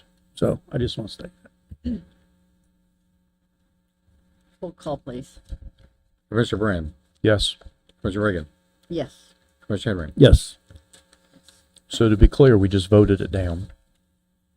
Okay? So, you know, we're going to have to find other ways to live within our budget. I don't disagree. And all these other department heads and elected office holders going to have to We come to need the to table. do the same. Exactly. Yep. Okay, going back to our tabled business, Mr. Brooks said there's some work we need to do to, I've got I was trading phone calls with Ms. we Kutzler need to remove. on Friday. And so I'm hoping to get a hold of her and hopefully I can have a report for you next week. Okay. So we'll leave it on. Okay, approval of minutes of May 4th. One small correction, it was a Beatty Construction, that for the bid openings on Bridge 179, that's Beatty. Other than that, the minutes were in good shape and I appreciate all the efforts. I make a motion to approve the minutes with the correction of the spelling of Beatty Construction. Second. Roll call, please. Commissioner Brand, Yes. Commissioner Henry, Yes. Commissioner Reagan. Yes, thank you. Under presentations, we have Cowan School paving. Is Chris Conley here? Will you turn that microphone back on, Mr. Conley? Good morning, everyone. Giving me the opportunity to present. We have an issue at Cowan. Is that microphone on? There you go. The red lights. Yep. It's good now. I'm You're sorry. good. That hopefully the county would be able to help us. We have a paving project we would like to do. This would be basically from where our property line begins on Nottingham Street, would run in front of our high school, our auxiliary gym, beside our baseball diamond. So basically, if you're a Cowan person, you know this is the car drop-off line for the elementary and around, and then out back onto the county road. We've received several bids for this project. But our ask is if there was a way the county would be able to help us with labor, if we were able to pay for materials. I've talked to Tommy a couple of times.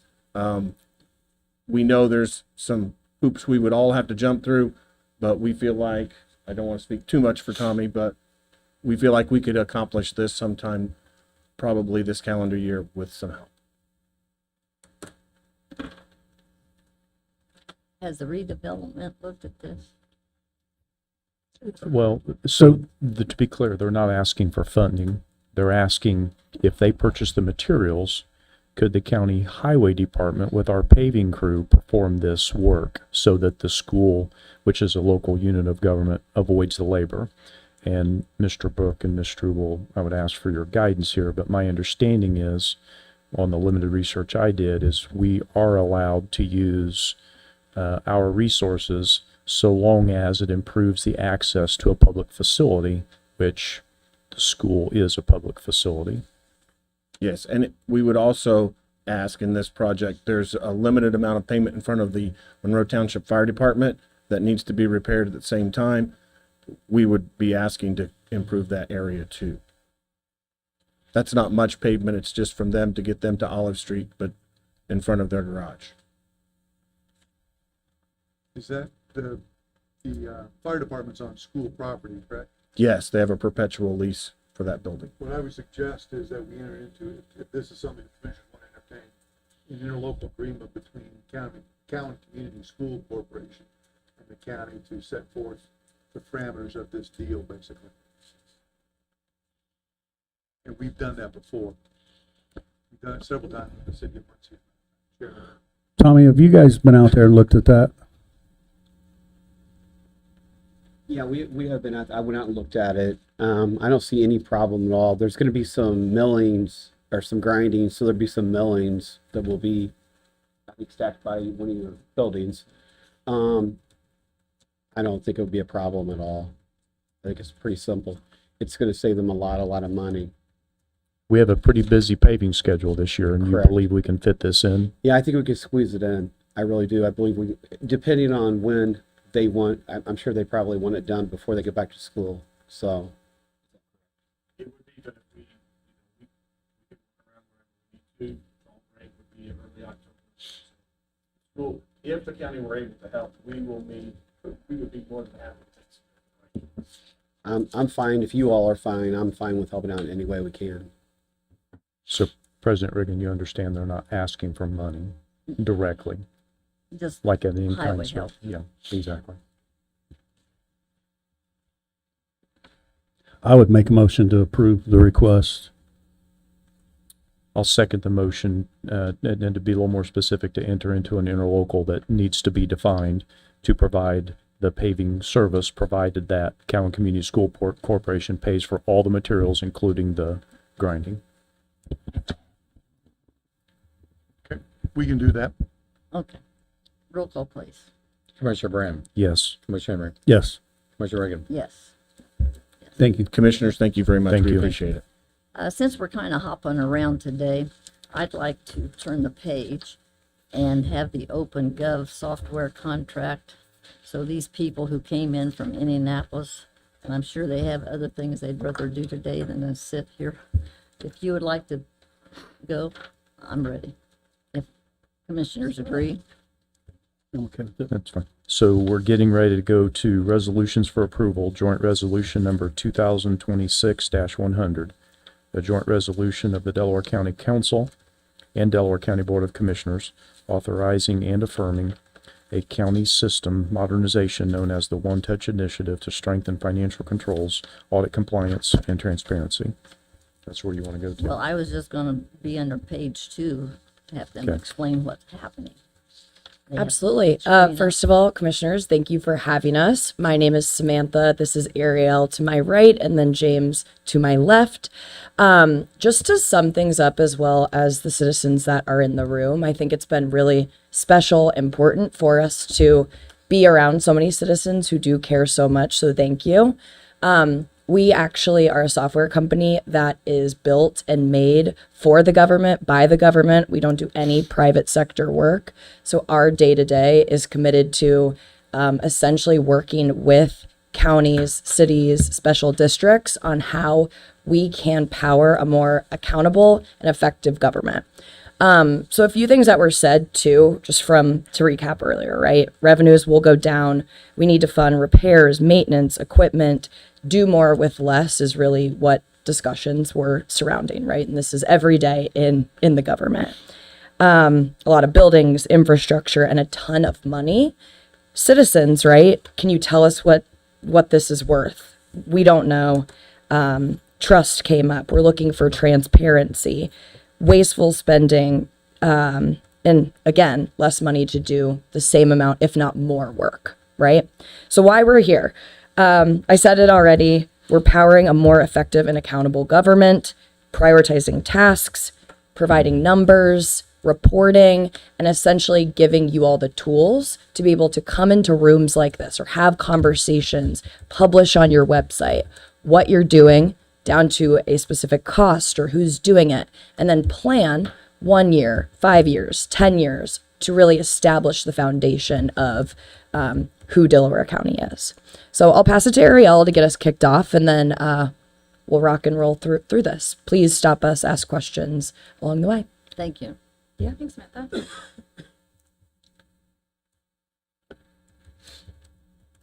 Alrighty, so Samantha alluded to this a little bit in the beginning, but what we do is only for government, built by government, for government. We like to call it the public service platform. It's essentially a portfolio of solutions that touch each department of an organization, from public works to finance to community development, which we're going to talk a little bit more about today. It is built for high performance government, and it is to bring transparency, efficiencies, technology to government to allow you all to do more with less, in a sense, so that you can get back to your day-to-day, spend time on supporting the public in better ways. So that's really what we're here to talk about today. You all are already using OpenGov. We've been working with Ed for a few years now on the budgeting side, helping out in areas to allow his department to effectively do the budget in a more effective manner. We're going to take that one step further on the performance management side and show you a little bit more about how we can track how those dollars are being spent towards projects, that you guys are all completing today.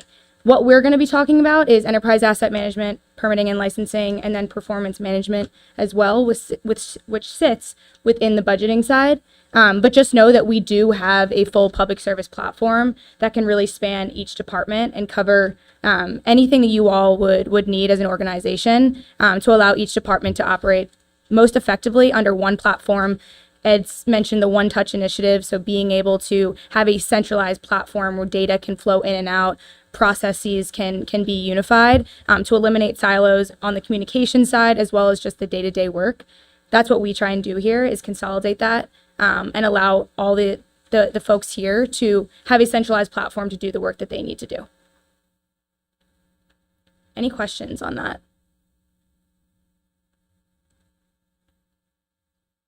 I was sorry some of our departments had left, but yes, it's just amazing. I sat in on the program last week and very impressed. I do see that it is not cheap to go this way. And Ed, I suppose you've been putting it in your budget the past, what we have so far? We didn't put that in. The No, budget but last what year. we're using right now, how are you paying for? Been paying for it out of ARP. Yeah, the ARP. the paid budget's for it. out there. Okay, thank you. And we can talk a little bit about that, right? Because there's value to, like Ariel had mentioned, right? The siloed piece of government. We want to be able to give y'all the tools to be able to do your job, right? A huge part of this is, and what I heard earlier today, right, is how are we operating today and where do we need to go? And there's a change that needs to happen. And what does that look like, right? I do realize that those watching the stream cannot see what's on the screen, so I am going to read directly from the screen so they know exactly what we're talking about. We have had quite a few conversations with a few of you, and first of all, thank you. First and foremost, with Commissioner Brand, I know you had said, I structured an organization just like I would structure a business, and that's what I would like to do with the county, right? On the transparency piece, something that you had said when you ran was all financial claims being visible on the Delaware County website would help provide transparency that is lacking. I feel that we talked about that as well today. One Touch Initiative, Ed, I know that you've been shouting it from the rooftops, but whoever enters the data the first time, it never gets touched again. One central location is my goal, right? You're only going to get data, and it's only going to be as good of an investment if it's being used every day. And it's easy for those entering the data to enter it once and it's done. Then you all are able to see down to the specific time, person, materials used, and plan for what the next year, 2 years, 5 years, etc. is going to look like. Fiscal oversight, commissioners, right in your job description, right? You are responsible for the financial management of the county to approve expenditures and ensure proper financial management. We are the operating system that is going to be the plan and execution in all of what we heard earlier today. One thing I will add there is we mentioned a lot about you're putting data in one place. It's not going anywhere. In addition to that, OpenGov as a whole operates on an unlimited user model, unlimited data. So even down to the council members, you guys can gain access to the system as well to view what you need to see, which is extremely important. And then it's also audit ready as well. You can see who made each step down to the very first thing that was done. This will eliminate any need for or any loss of information. You don't have to question who did what, where something went. The system will house all that for you and eliminate any of that ambiguity that you might have in place today. Absolutely. Current state. So what we had discussed in some of our previous conversations, we've hit on siloed governments in terms of, departments operating as their own and not having access or visibility into what other departments are doing. That is, a current state, right? Manual workflows, the human in the middle, we see it often. So in permitting specifically, one staff member can spend roughly half their year compiling financial data by hand. And that is the realistic nature of using pencil and paper in day-to-day operations, and also being able to pull data that you really do need on day in and day out that you might not have accessibility to today. We discussed also annual reporting overhead. So there's over $100,000 in annual reporting that you're using to spend on third-party consultants to compile, review, submit some state reports, and we might be able to help bridge the gap with that. That is a great number, a concrete number, as well as in these meetings, right, return on investment. There has to be a story. There needs to be data behind decisions that we are making, and that is our bread and butter. That is exactly what we come in and we assist to do. Muncie Sanitary District is actually a prime example. They are using us to do this and to create stories and to come to these meetings with reports and have discussions based on what their personnel is currently doing. Desired outcomes, right? We've talked about the one-touch initiative. We want to unify across departments, specifically in permitting and licensing and payment, right? Maintenance work. We need it to be easy to input. We need it to be easy to report on. We want to set it and forget it. We want a calendar view. We want it to be extremely user-friendly. KPIs and transparent performance, right? We want that to be public-facing. We want citizens to know exactly how we're doing, where we're planning to go, and associate numbers to that. So 3 pillars. We're going to start with permitting and licensing to just tell you what this looks like, and we'll go down the horn if you want to start us out, James. Yeah. So with permitting and licensing specifically, the biggest piece is really going to be our online portal. What this is going to look like is going to be a very similar view for both the applicants as well as the staff internally. For applicants, what this process is going to look like is you'll be able to apply for this permit completely online. And the biggest piece for us is really ease of use. So we're going to do a lot of things to make it very easy to see what exactly it is we need you all to fill out, and what exactly isn't required you won't even see pop up. From there, once you do submit it over to the staff, one of the big things that I heard today was transparency. Throughout the entire process, you can actually see where the permit sits in this process. The purpose of this, again, is to really try and promote transparency.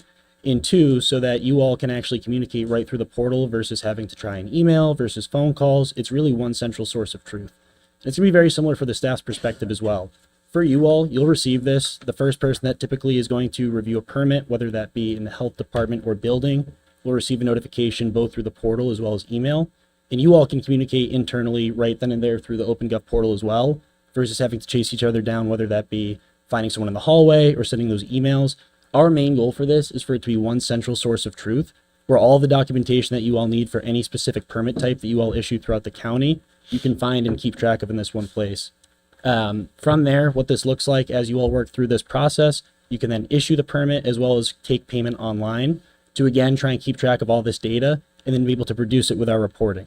So that's really the goal. Is as you all discuss this with permitting, we want you all to be able to see very quickly whether it's how many open permits you have, or to be able to pull a report on the amount of revenue generated by permits.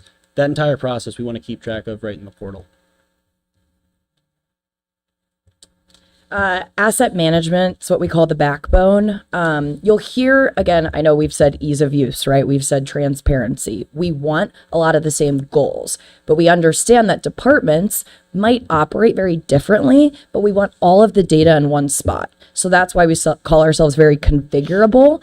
So while there might be a paving project, right, and we want to track costs associated, manpower associated, potentially inventory, we understand that that might not be the same for the facilities crew, or when you are, performing work on these buildings. So their setup might look very different than engineering or the streets crew.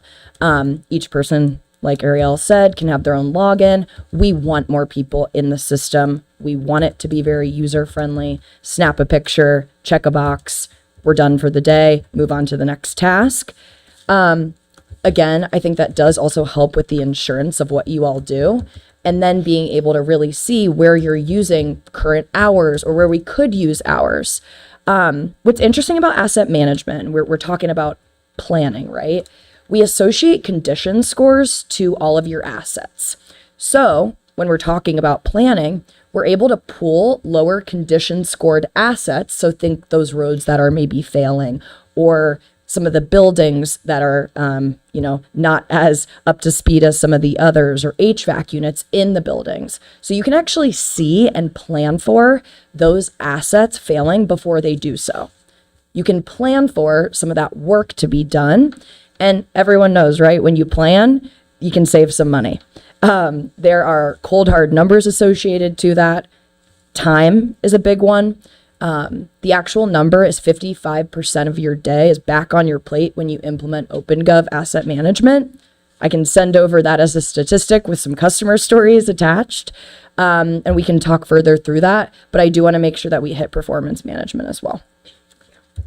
I do hate to interrupt. I do have a question.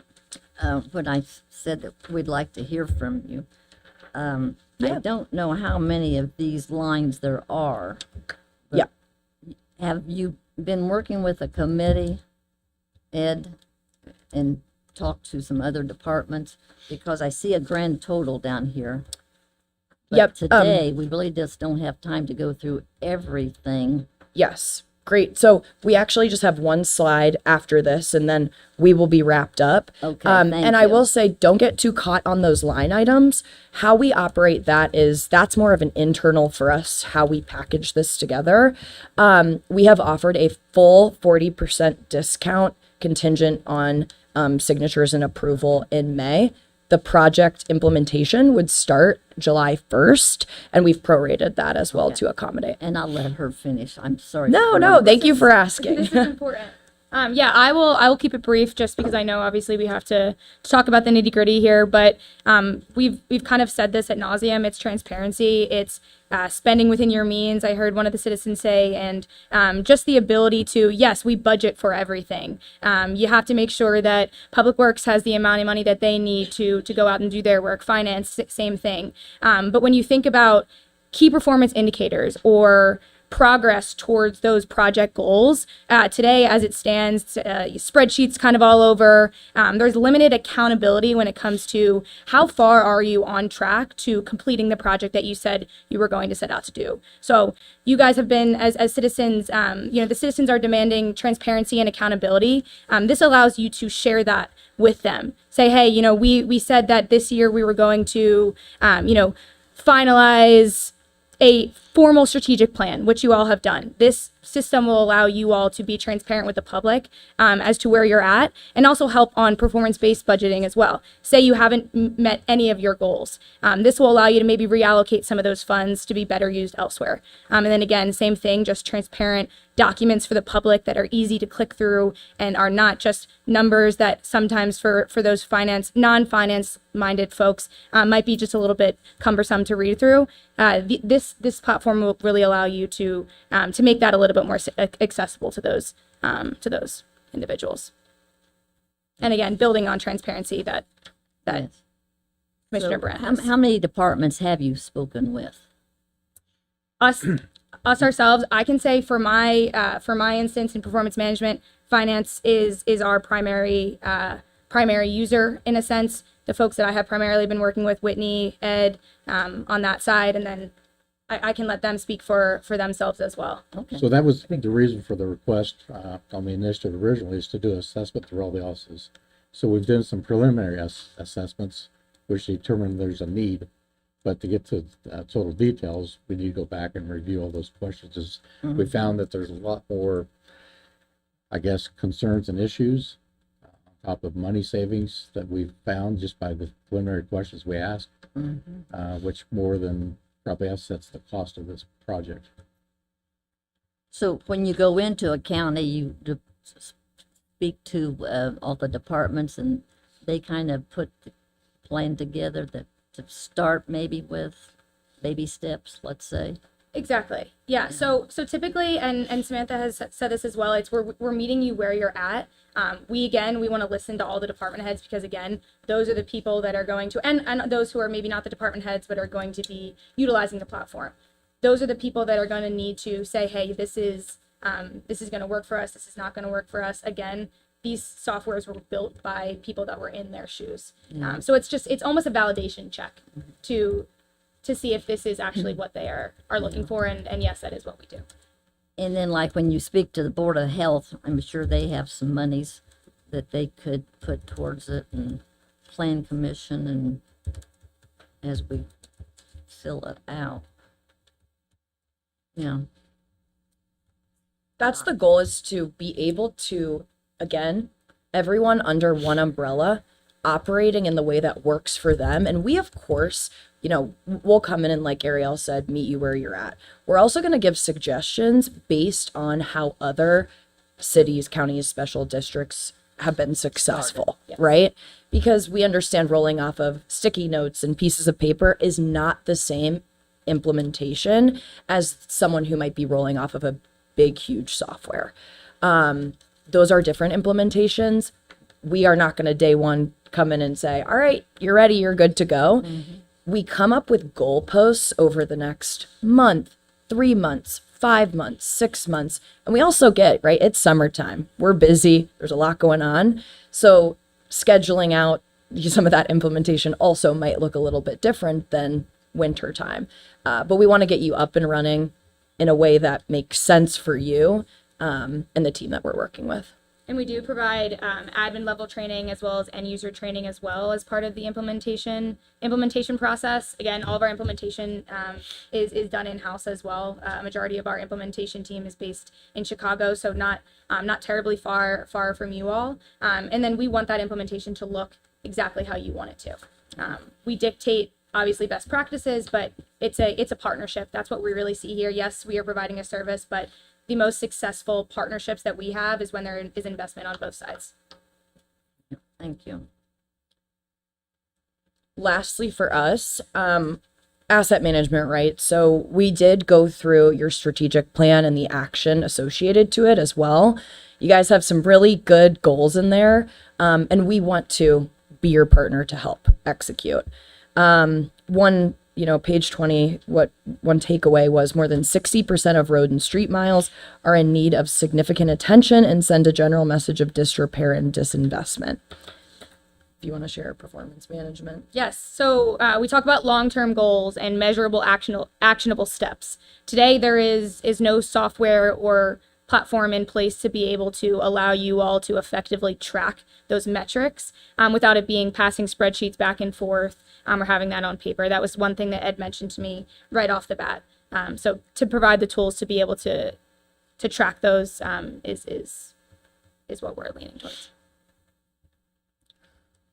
Yeah, one thing that I noticed when reading through this was this quote here, that future land use requirements should be implemented by way of an update to Delaware's county zoning ordinances. It was said in the plan as well, and I would agree, just as you all look to modernize that, having a system that can help you reach that faster is something that we're happy to support. And then to wrap us up with a bow, a community-wide commitment to improving road and street conditions and putting more local dollars on the table to make the most of state and federal resources will be needed for progress on this issue to occur anywhere in the county. We pulled these. There was a lot of gold in there, right, of how we can be great partners. Our job is to assist you in executing and essentially give you the tools to do your jobs in the most effective and accountable way. Thank you for having us today, and please, any questions that you might have. Yes. So we have the handout here, and it's got some different pricing on it. It looks like if we did the whole entire plan, it'd be $500,000, right? Over the course of the term. With every all the Yeah. pricing on here. So what I would look at is in the first year we have prorated, right? There's an annual cost. First year we have prorated, and that is rolled in with that 40% discount. Okay. That puts software at roughly $45,000 for the rest of the year. There is a one-time implementation fee of around $80,000. That incurs all departments for all 3 products, typically 6 to 9 months of implementation. Again, we'll move at your pace based on commitment of hours. We'll always slow down if there's someone not understanding as well. Okay, so let me get this right. There's a one-time Yep. fee of $80,880. Correct. All right, and then an annual fee for 7/1 of 26 would be $126,007.86. That is inclusive of the 80,000. So that with software it would be 45,000 roughly Okay. plus that 80,000. And then in 27, Yep. 94,000, Correct. and so on. And so on. Correct. And you budget for each of those each year. It's not an upfront investment of the entire length of the contract at once. Is that another way of saying monthly payments? No, it's an annual payment. I'm It's saying an- so like for the calendar year of 2027, that entire year, 12 months is that 96 for that second year. And then for the following year, you would rebudget for the software in your next fiscal year budget. When's the payment due? It's net 30 from the start of the contract date.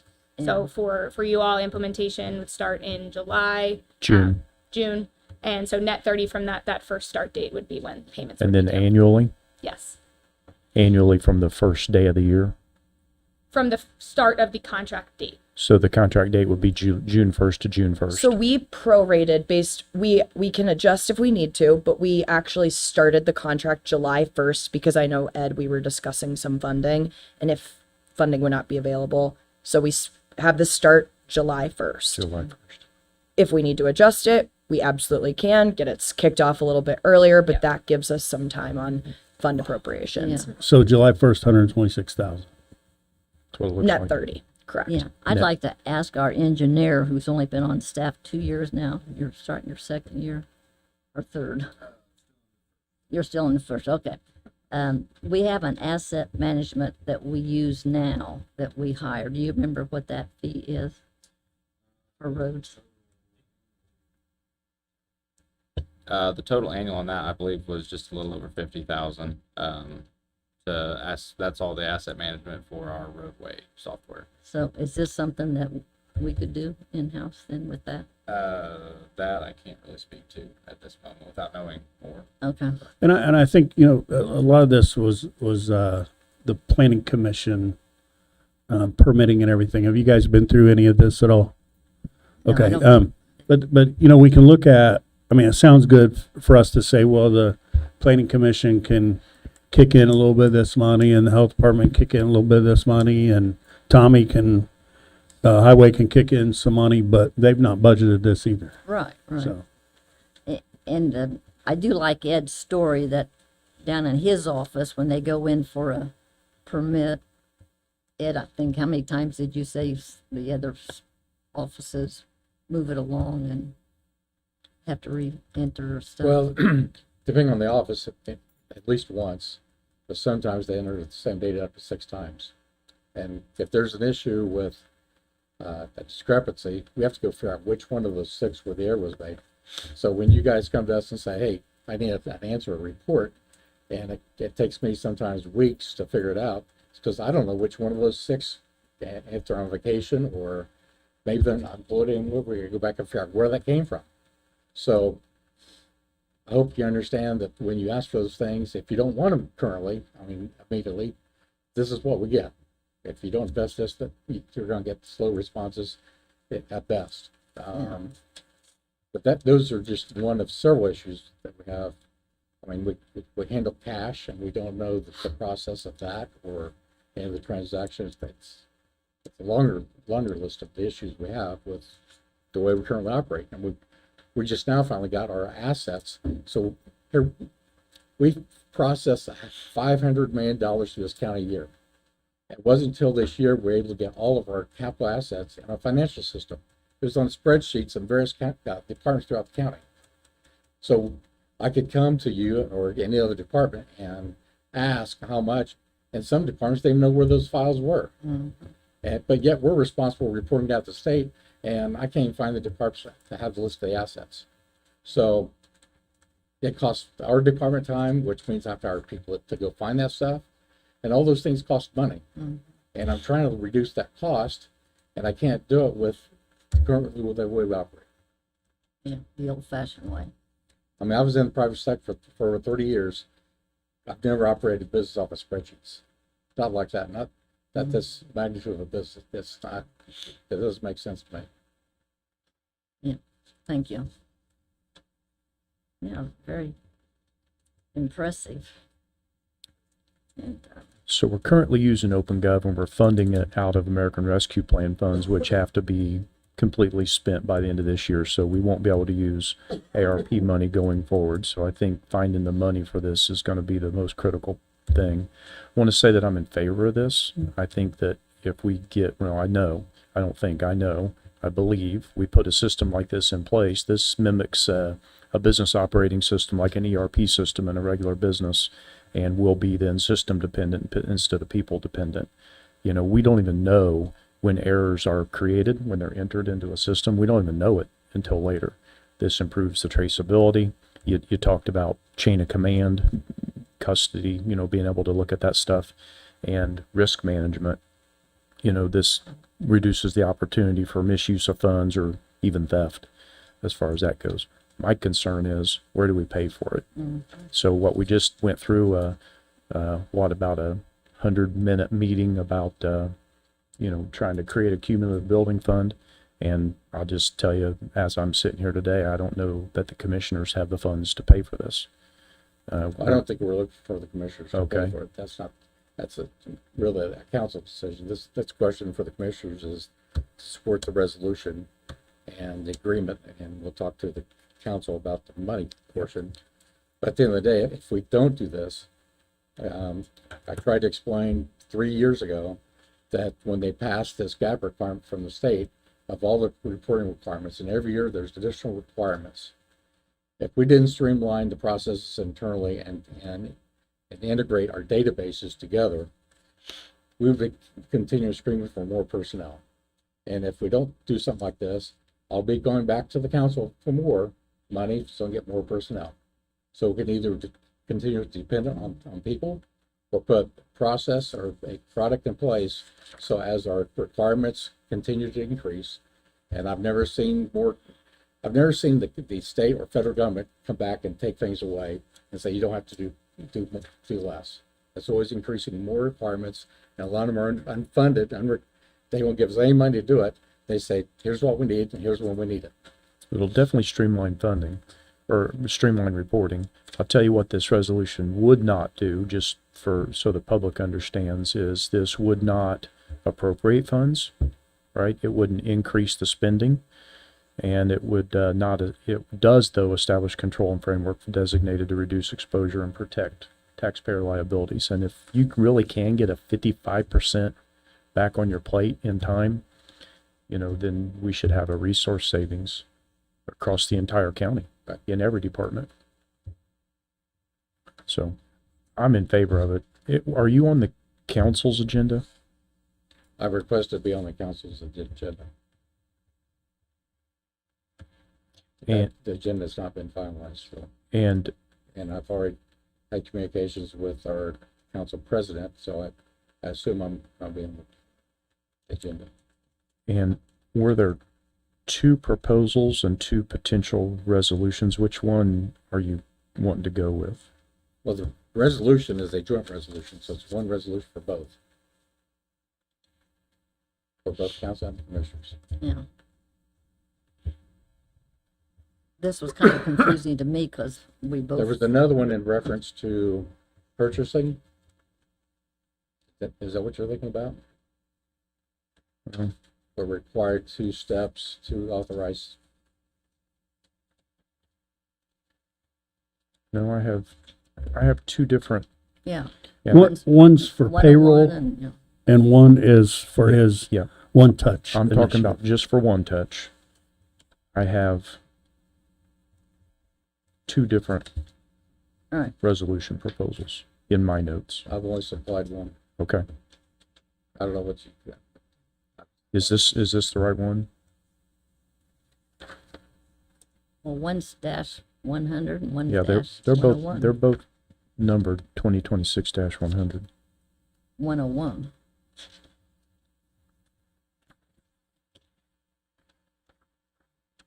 What's 2026-100.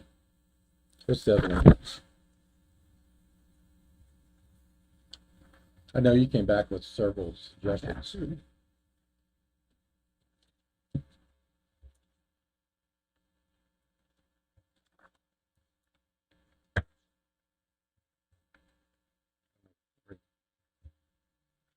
I just have one. You got both of these for me? I mean, they're both titled Resolution I understand, but 2026-100.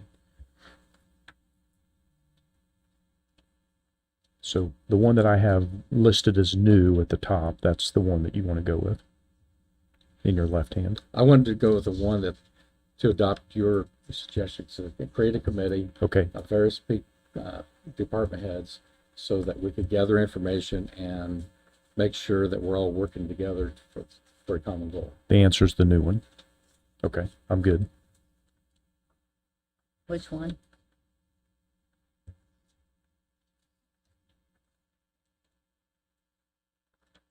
Throw that one away. Thank you.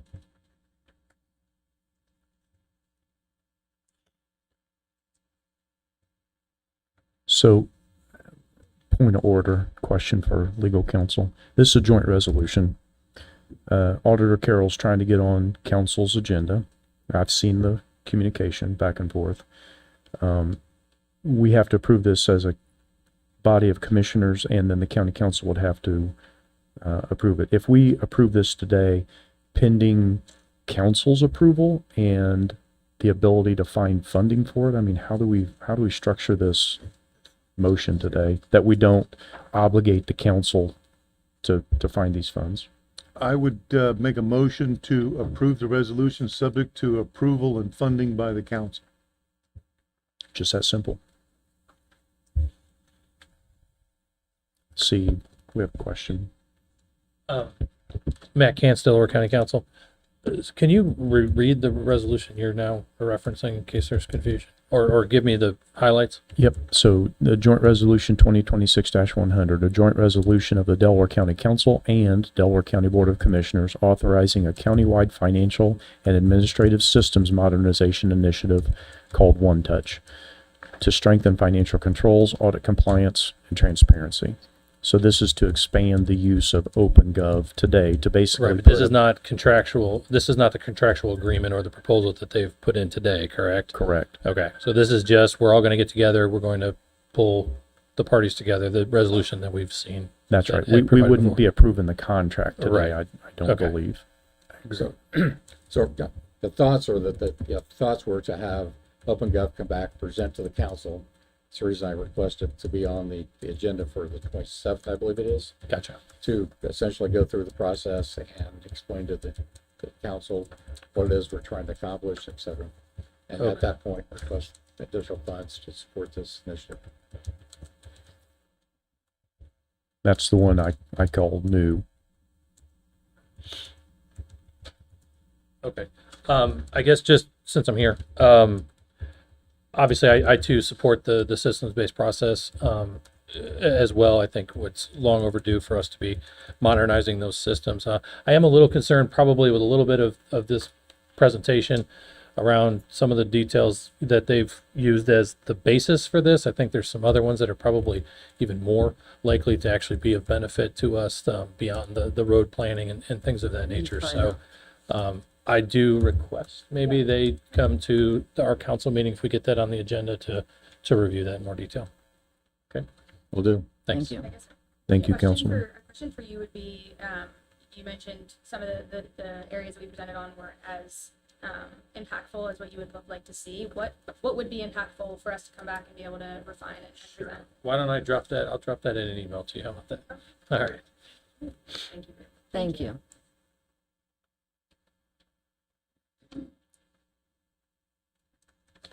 So, make a motion. Sure. I'd make a motion to approve joint resolution number 2026-100, provided that this also goes before county council.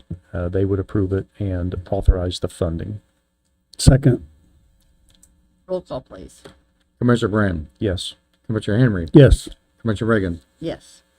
Thank you very much, and Thank you, safe Commissioners. travels going home. Thank you for having Thank you so us. much. Okay, let's go back to the front page. Oh, Warranty deed, I'm sorry. warranty deed. I think that's where we left off, wasn't it? School paving, the highway easement, Mr. Whitehair, or LLCD. Yep. This is for an easement on Bridge 103. The payment for this would be $11,975 for an easement on the southeast corner of that bridge. And that would be, all this is currently budgeted for this portion. So that's just basically acceptance of the easement and approval. This is Bridge 103, as Dean stated. This is on 500 North, just west of 850 East. Correct. Yep. And we're being asked to approve $11,975. I'd make a motion to approve. Second. Roll call, please. Commissioner Henry, Yes. Commissioner Brand, Yes. Commissioner Reagan. Yes.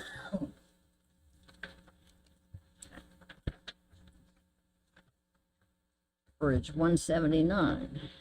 And this is a warranty deed for a parcel of right-of-way that we acquired on Bridge 179. This parcel has already been paid for and we do possess it. This is basically just accepting that parcel and getting the signatures to finalize that portion. So this is for Bridge 179, and that is in the amount of $7,340. Motion to, Oops, sorry, I was gonna say cornbread over Buck Creek. motion to approve. Second. Roll call, please. Commissioner Brand, Yes. Commissioner Reagan, Yes. Commissioner Henry. Yeah. Thank you. Now, 911 has a request. Cummings? Kyle? It's a joint thing here between both of us, and I think we picked the worst meeting to come and request this, and I blame him because he put it on the agenda. So a little background, since I've been over with my offices co-located with 911 and emergency management, I took what was previously the EMA deputy director's office, and poor Corey Kissick has been kind of stuck in a radio room that was kind of small. So I just hired a GIS specialist that started a couple weeks ago, and we have no office for him. So he is kind of just stuck out in our emergency operations center, which is fine. It's, he can use that, except when we have meetings, we have trainings every month. And so he's kind of stuck out in the middle of that. So the need is for some additional offices to be built. We have a large foyer when we first walk into the building that's not utilized, hasn't been utilized for years. And there's enough space there to build out a couple small offices for myself and my new employee, and which would open up my current office to the deputy director, and then the radio room can obviously be used as a radio room again. Director Cummings is assisting with this. He's had experience in building out some new offices in the building. I've not ever really built any offices, so he's agreed to assist with this project and this ask. So we've used the same contractor since I came in 2022, who's done all the work in the 911 center thus far and is completely familiar with the HVAC and all the electrical and everything else. So I did get a price from him. It falls under the $50,000 cap to have to be bid out. I am completely comfortable using him again because he is familiar with it and did build our offices in the 911 center already. So I put that proposal to you. He's given you the drawing. So we mentioned this last year. To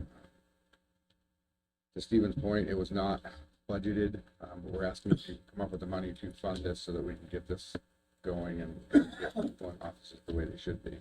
We held out as long as we could, but now that Kyle's hired somebody, that's time to do it. So Kyle hired somebody because we put it in the budget, and it's part of our succession planning and cross-training initiative. I mean, Kyle does a fantastic job, not going to be here forever, and he's spread pretty thin. This will put him more in a proactive mode instead of a reactive mode, just trying to cover all the bases. I think it's a good option to repurpose that foyer for these offices. My only question for my fellow commissioners is, what are your thoughts on funding? Where would we fund it from? I was thinking at one time we were talking about looking at the edit. But I could be wrong, but there's some money, I think, that maybe we could move around. It would have to come from edit. It's been a while since we've updated it. Well, we do have an updated edit plan due on our agenda here in the next meeting or two. And I know that we've added some stuff to it. When would this construction start? Obviously after funding's approved, but When you approve the contract. as soon as Or possible. approve me to sign this quote and get it back to him. And then it's due, the payment's due net 30 from completion date. I had that changed as well because we don't pay it from. Yeah, I think it's, I don't have my edit plan in front of me. Is it Edit Fund 12? That is the capital. Seems like it. Yeah, I think Edit Fund 12 is the capital. I don't believe we spent everything that we said we were going to spend last year, so there was carryover. I recall looking at that with Jenna. Thank you, Jenna. And it was more than what's being requested here, basically $43,000. So I do know that even prior to a new edit plan being approved, we would have room in edit project number 12.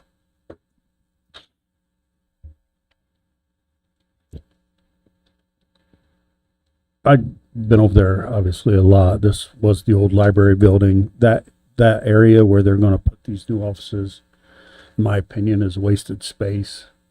I'd make a motion that we approve the request to put these two offices in. To be paid out of edit number Correct. 12. Yes. I'll second. Roll call, please. Commissioner Henry, Yes. Commissioner Brand, Yes. Commissioner Reagan. Yes. So by this vote, I can sign his quote and approve it, correct? Yes. Thank you. Thank you. Okay. Ordinance first reading. Regulating. Ordinance to amend ordinance regulating traffic on public streets in Delaware County. Yes, I drafted an ordinance after discussion with the county engineer about altering some speed limits in urbanized areas, particularly on, I think they're specified in the ordinance itself.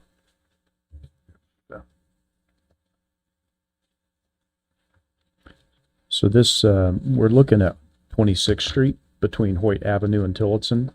And before the old Wilson Middle School was remodeled into the jail, that was a school speed limit through there. This is 20 mile per hour. And this would be a proposal to increase that speed limit on that section of 26th Street, specifically between Hoyt and Tillotson, back to 30 miles an hour. However, the speed limit on Fox Run Lane between Moore Road and northward to its intersection with Elk Point and Hamilton. Yes. And also the speed limit on Vista View Drive and Elk Point Drive would remain at 20 miles per hour. I think it says here on 26 on 26th Street from Hoyt to Tillotson, it'll go down to 20 miles per hour. It was reduced to 20 mile per hour because of a school being present. Now that the school has closed, the speed limit reduction is no longer needed.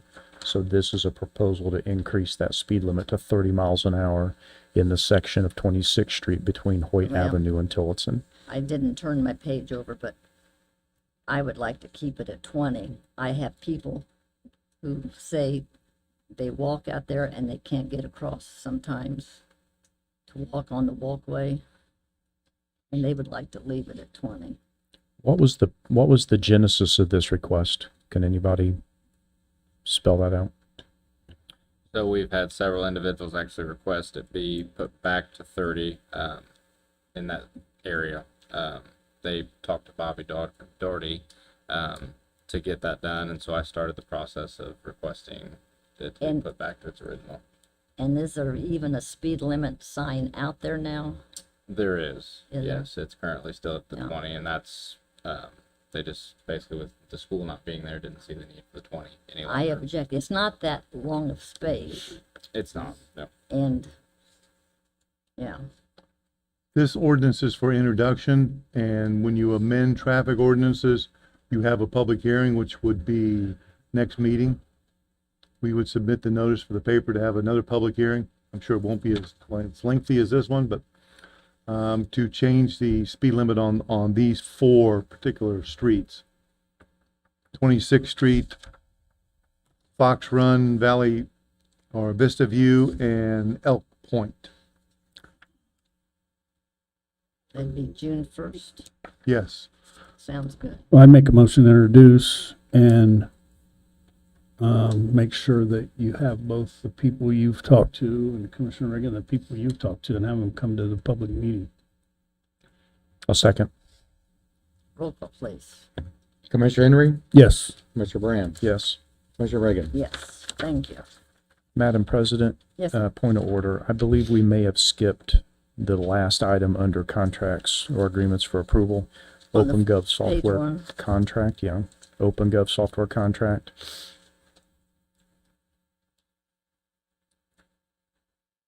Where was it? Right underneath, It's at the bottom of contracts and agreements for approval. right underneath the 911 EMA new office.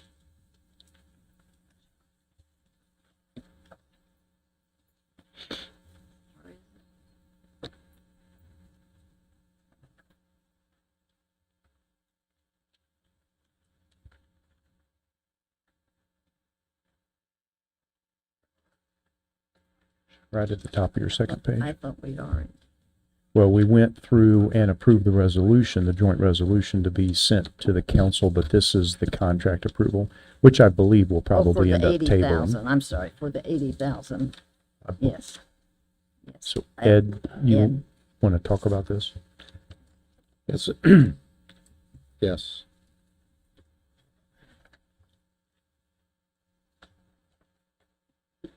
So the 80,000 is just it's the portion of deployment and of the product. So it's the full 126 it's the portion that I believe we're looking to have approved. Again, pending, I guess it'd be the council. Yeah, so we wouldn't be able to approve this until it goes before council. Well, I guess you could do it like the on the other resolution, approve it pending from the council's approval. It's true. Well, that was a resolution as a statement of policy. That's what- Yeah, I think this should be tabled until council has the opportunity to take a look at it. And to me, if they come up with the funding, then we can approve it in our next meeting. Because you currently have a master agreement already, so the contracts are in place. This is a matter of approving the money. $126,007.86. Yes, actually for the entire period of time, but obviously it's pending budget approval this year. So the agreement's already in place, it's already been approved. That's a matter of letting the council know that you don't have an issue with moving forward, amending the agreement, assuming they fund it. Is this is what's currently being paid out of ARP? No, This is new spending. correct. Was that your motion? I make a motion to table it. I'll second. Roll call, please.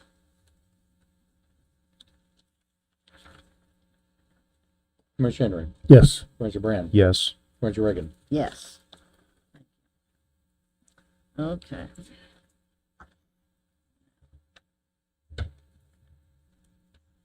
Down to old business. Oh, Mr. Brook, this 613 North Broadway. Yes, as I understand, there is a petition that has been presented to the Commissioner's office from the Treasurer, Assessor, and Auditor for the taxes to be rescinded on 613 North Broadway. This is a piece of property that's been through several different tax sales and was eligible for the deed sale, so these taxes were going to be done away with anyway. The town of Albany has received a deed to tear down a burnout building, and they're proceeding forward with that so they can then return it to the tax base. So I would ask for you to approve the petition. I don't think it's in your packet, but I'm pretty sure it was provided to Jenna to rescind the taxes at 613 North Broadway. Okay. It was. It looks like it was. I was looking for the date, but it is signed by our county auditor, our county assessor, and our county treasurer. And what we're voting for, just is to approve removing the taxes Correct, yes. and penalties. I make a motion, we approve the request. I'll second. Roll call, please. Commissioner Henry, Yes. Commissioner Brand, Yes. Commissioner Reagan. Yes. Madam President, another point of order. I think we skipped another one.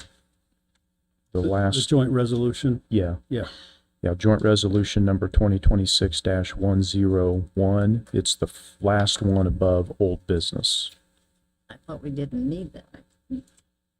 This one's different. This is a joint resolution of the Delaware County Council and Delaware County Board of Commissioners establishing payroll internal controls, segregation of duties, and approval requirements to protect public funds.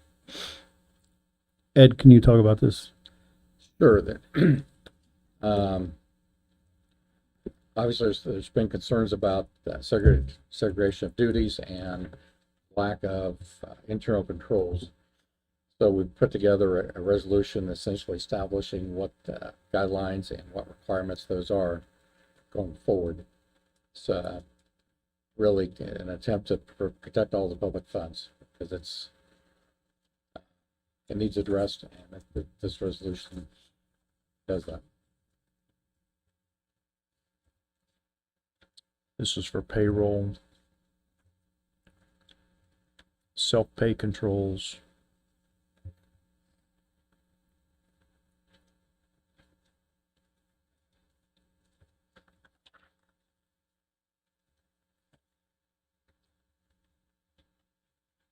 Here again, county council's supposed to approve it. yeah, we would have to do the same thing here, right? We would have to, if we wanted to approve it, we'd have to approve it pending approval by county council. Is this, Mr. Carroll, is this also on the agenda for the county council? Again, the council. You've asked? Has not been. You've requested? Yes.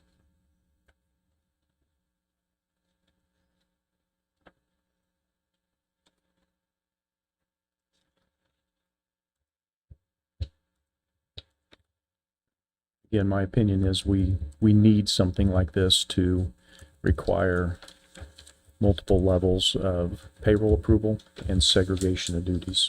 This has to be put in place. We have to have it. I'll make a motion to approve the resolution 2026-101. Pending approval from council. This is a joint resolution. It is a joint resolution. Yeah, I can add that, but we got to have something. I agree. I'll second. Roll call, please. Commissioner Henry, Yes. Commissioner Brand, Yes. Commissioner Reagan. Yes. Okay. Commissioners, just so you know, we did get an email from Council President to on the agenda. For both of these? I'm assuming for both of them, it's just in response to. Okay. Thank you. Highway Department contractor permits. I know we had a meeting on this. Dean, if you could turn your mic on and just provide a quick update. It's going to remain under old business because we don't have anything in our packet to approve, but we have made progress. Correct. Yes. Yeah. We went through some of the specifics of basically what we want to do as far as contractors go, and we're going to try and put in place some measures to allow the highway department to better regulate the contractors within Delaware County that are doing work. So we'll have an update and submission for one of the upcoming meetings to actually that way you guys can actually look at it. So Thank you. Thank you. I don't believe we need anything on the township.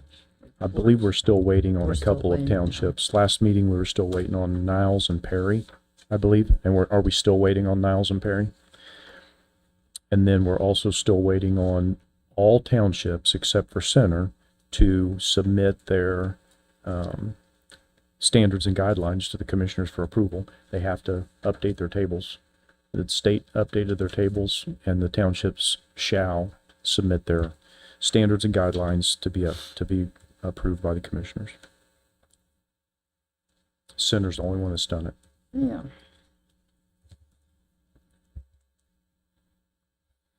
The ordinance 2013-20. That's the junk and abandoned vehicles. We also had a meeting there where we sat with the Plan Commission office, the sheriff's office, building commissioner, engineering, and the commissioners.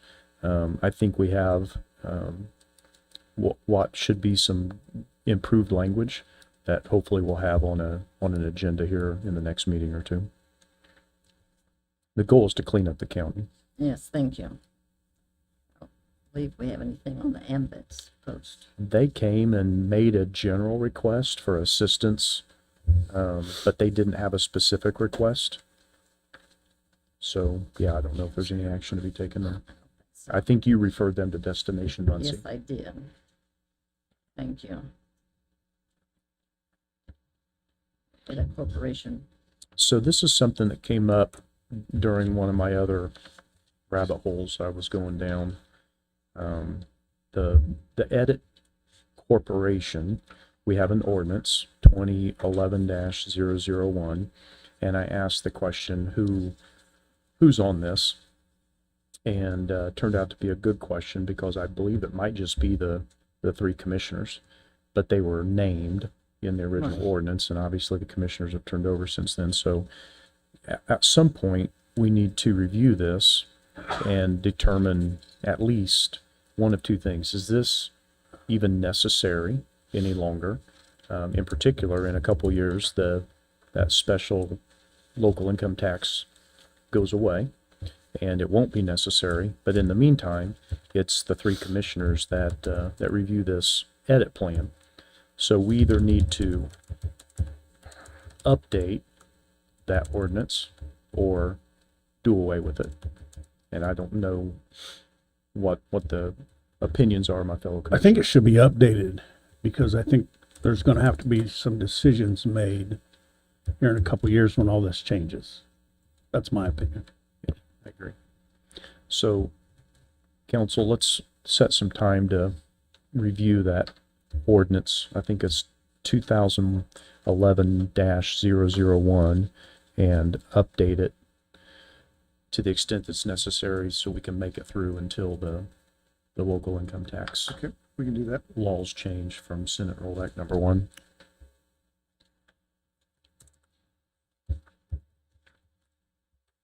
Just leave it there. Yep. It'll remain under old business until we come up with something. I don't see Purdue. Is Purdue in the hallway?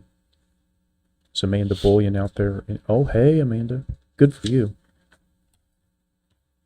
Okay, she want to come. I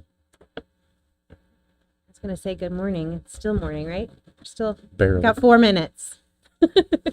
So thank you for giving us some time on the agenda. I appreciate that. I just wanted to give some general updates out of our office. Our 3 commissioners should have received an update from campus that came to them. I know Mr. Brand responded and I got that. Appreciate your support through that. I don't have any more updates about the transformation than you all do.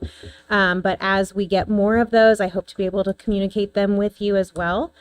The extension transformation Dropbox was in that email, but it's extensiontransformation@purdue.edu has been very responsive. As staff, we've had questions and they've responded with those in about 24 to 48 hours. So it's an open Dropbox, so anyone who has questions is welcome to do that as well. We have hired our summer intern. We're very excited for them to get started. We had a really great slate of candidates. It was hard to make a decision, but we're excited to have them come alongside and help us at the fair, and you'll be seeing them soon. We've got some programmatic updates as well. We've been pretty busy coming and going out of our office. Emily, our Ag and Natural Resources educator, has been doing a lot of virtual series right now. So there are things out on YouTube that people can go back and stream later. So we're really working on trying to make accessibility a factor whether that's transportation is a barrier or they can't come in person. So she's been doing an invasive species series, and you can catch that on YouTube or at one of her live events as well. We've also have been working with Westel. So we were able to bring in 5 regional educators from across the region to be able to reach all of the 4th and 5th graders at Westel for their STEM days. That's 140 kiddos. Being a one educator office would make that really challenging. So being able to spread 140 kids over 5 of us was really helpful. Again, Emily's working with Yorktown to do the nature of play as well. So they've come alongside and partnered with us to be able to encourage youth to just reach out and get into nature, practical environmental stewardship. So things like littering, all of those kinds of things, healthy living, and just exploring the outdoors. So we're excited for the Yorktown partnership with that. That's a new one for us that we've not been able to do in the past. And then maybe some people in the room know this, maybe you don't. 4-H closed for enrollment on Friday, so our office has been very busy fielding questions and getting people enrolled. We have 300 4-H members. That's great. 100 adult volunteers that are willing to help support the program as well.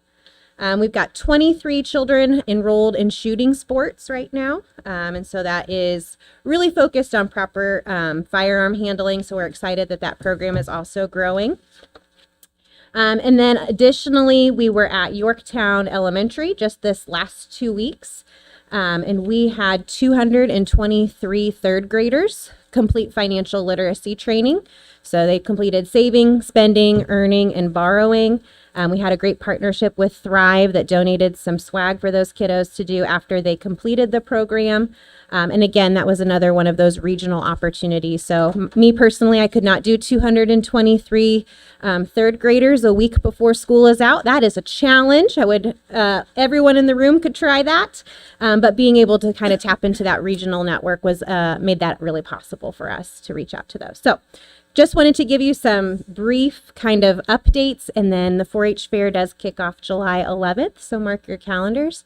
Horse and Pony will kick us off that Saturday. So any questions? Thank you for the good news, because we do need to teach these young people how to spend money and save money, and that's really nice. I heard all kinds of fun stories. So if you ever need some fun stories about how kids would spend thousands of dollars, pop on down, because I learned that squishies and Neatos, that's where you should invest your money right now. Squishies and Neatos. Thank you. Yeah, thank you I very appreciate the updates. Any other departments needing to speak? Or elected officials? If not, Kylene. Kylene there, sorry. Hi, Kylene Swackhammer from the Plan Commission. So I wanted to come provide an update on the ordinance revision. We've been talking about this, looking into this, doing research on this for a couple of years. At the end of the year last year, we put out an RFP to get some consulting firms to submit some proposals for this. I did receive 5 proposals. I can provide you with a summary of those. We postponed a little bit due to waiting on some funding opportunities to become available. So we are looking at getting started in July, but we have selected a consulting firm to work on the ordinance update. It will become a UDO, which is the Unified Development Ordinance, and that combines the Comprehensive Zoning Ordinance with the Subdivision Ordinance. American Structure Point was the firm that was chosen. It was a very close scoring process. They came out on top by 1 point, and then number 2 and number 3 tied. So it was a very, all firms were qualified, but we did score on qualifications and experience, proposed approach to the work, quality of work, and cost appropriateness. So those were our 4 categories that we scored on. So out of 5, American Structure Point did win that scoring process. I did meet with them last week. The next steps will be looking into getting a contract, reviewing a contract. I have a standard draft that they sent me last week. I've not had the chance to review that, but I will review that along with sending that to you guys and legal as well. So we have a couple months till we plan on getting started. The cost, they did provide 2 quotes. They have 1 quote without optional items and then 1 quote with some optional items. And we do have a list of those things. The quote without optional items is $159,590 or $535. The quote with optional items, which would be application forms, development guidebooks, training, etc., is $168,925. Our office will be applying for planning funds to do an 80% reimbursement of this cost. So if we're looking at that, if we did choose the without optional items, 20% would be around $31,907. This is a joint process, joint but separate process with the city, as they will be updating their comprehensive zoning ordinance and subdivision ordinance as well. So this cost is for both. So looking at that, the county's portion would be half of that, which would be $15,953.50. I do have a couple of grant opportunities that I will be applying for. I have 2 grant providers that I've checked with and have gotten permission to do the application process. So I believe maybe July, August at the latest is when we will hear on those grant opportunities. But I did want to make all this information to you aware of all this information because you will be highly involved in this and involved in the contract process. Thank you. Any questions? The county's portion, the 15,953.50, where have we historically paid those funds from? I do not know. The zoning ordinance was created in 1973, has not been updated since then. So honestly, I'm not sure. We need to put it in the budget. Usually there's a line item in the budget for that. Yeah, we'll have to make sure we add that line item in the budget. Mhm. Okay. Yeah. Thank you. So yeah, I will provide you with more of those materials, but like I said, we just finalized this last week and just spoke with them last week. So I'll get a lot of those materials to you. Okay, thank you. Thank you. Nice job. Thank you. Yes, as always. Anyone else? Okay. Payment of claims of $26,921,517.77. Did you write a breakdown? I did. I was hoping. You were hoping? Yeah, thanks. I bet you weren't. So we bought stamps again. Not sure why we're buying stamps still, but that's in the claims today. What department was it? I don't recall. Okay. Let me see that.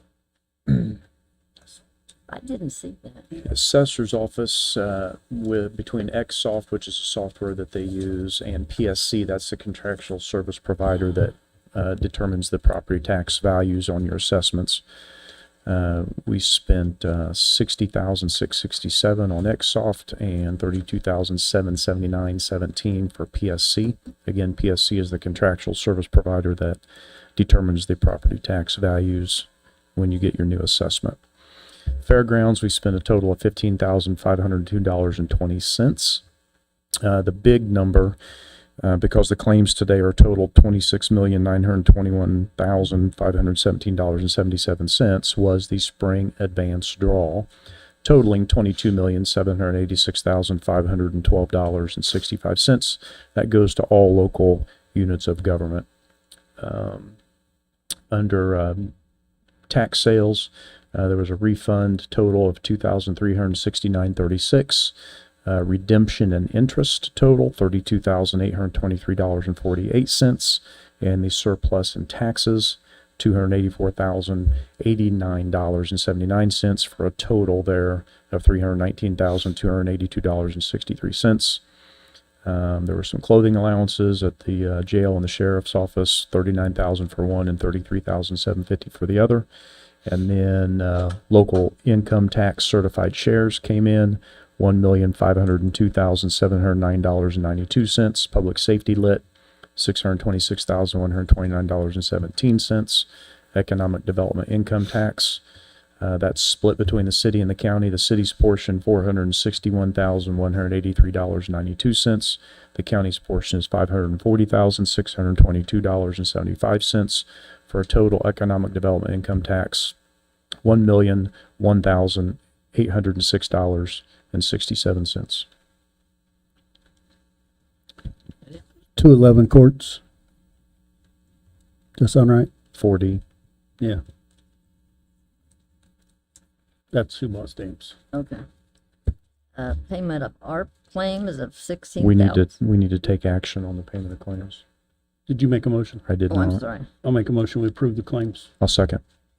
Roll call, please. Commissioner Henry, Yes. Commissioner Brand, No. Commissioner Reagan, Yes. Okay. ARP claims of $16,772.86. I'll make a motion to approve. Those are all admin and legal. Second. Second. Roll call, please. Commissioner Brand, Yes. Commissioner Reagan, Yes. Commissioner Henry, Yes. And the payroll of May the 20th, $1,090,666.36. Motion to approve payroll. Is everyone following the manual dual sign-off procedure? Is it because it's not implemented? oh, it's implemented, we've had it available for 3 months. Okay. There's Then- a manual, and then we're going to the one that we approved today. Okay. Okay. We got to get it in place. I'll second. Roll call, please. Commissioner Henry, Yes. Commissioner Brand, Because people have to be paid, I'm going to second, but I'm going to tell you guys, you need to start following the manual sign-off process. Commissioner Reagan, Yes. Okay. Now it's time for the public questions, business. We have 3 minutes, and we had one person, I believe. Oh, Mr. Bilbrey? yeah, Mr. Bilbrey, did he leave? Yes, I'm Rick Yenser, newsman and author, afforded the right to speak under the Constitution of the United States. Just 2 quick things. One, I didn't hear from this Chicago software provider whether this is going to be AI assisted. We've had problems with AI in the last year with our media and some other online applications. And I just want some clarification on that. And I'm also grateful that you listen to people today, because there's a storm out there of higher prices, higher taxes, and the federal government's kind of out of control. So hopefully you'll listen to people, because we're still, we the people, form a union called the United States of America. Thank you. Thank you. Thank you. Commissioner Brand? So the Know Before training came out on May 6th for all county employees. It's mandatory. It's not optional. You got 3 weeks. May 27th is the deadline there.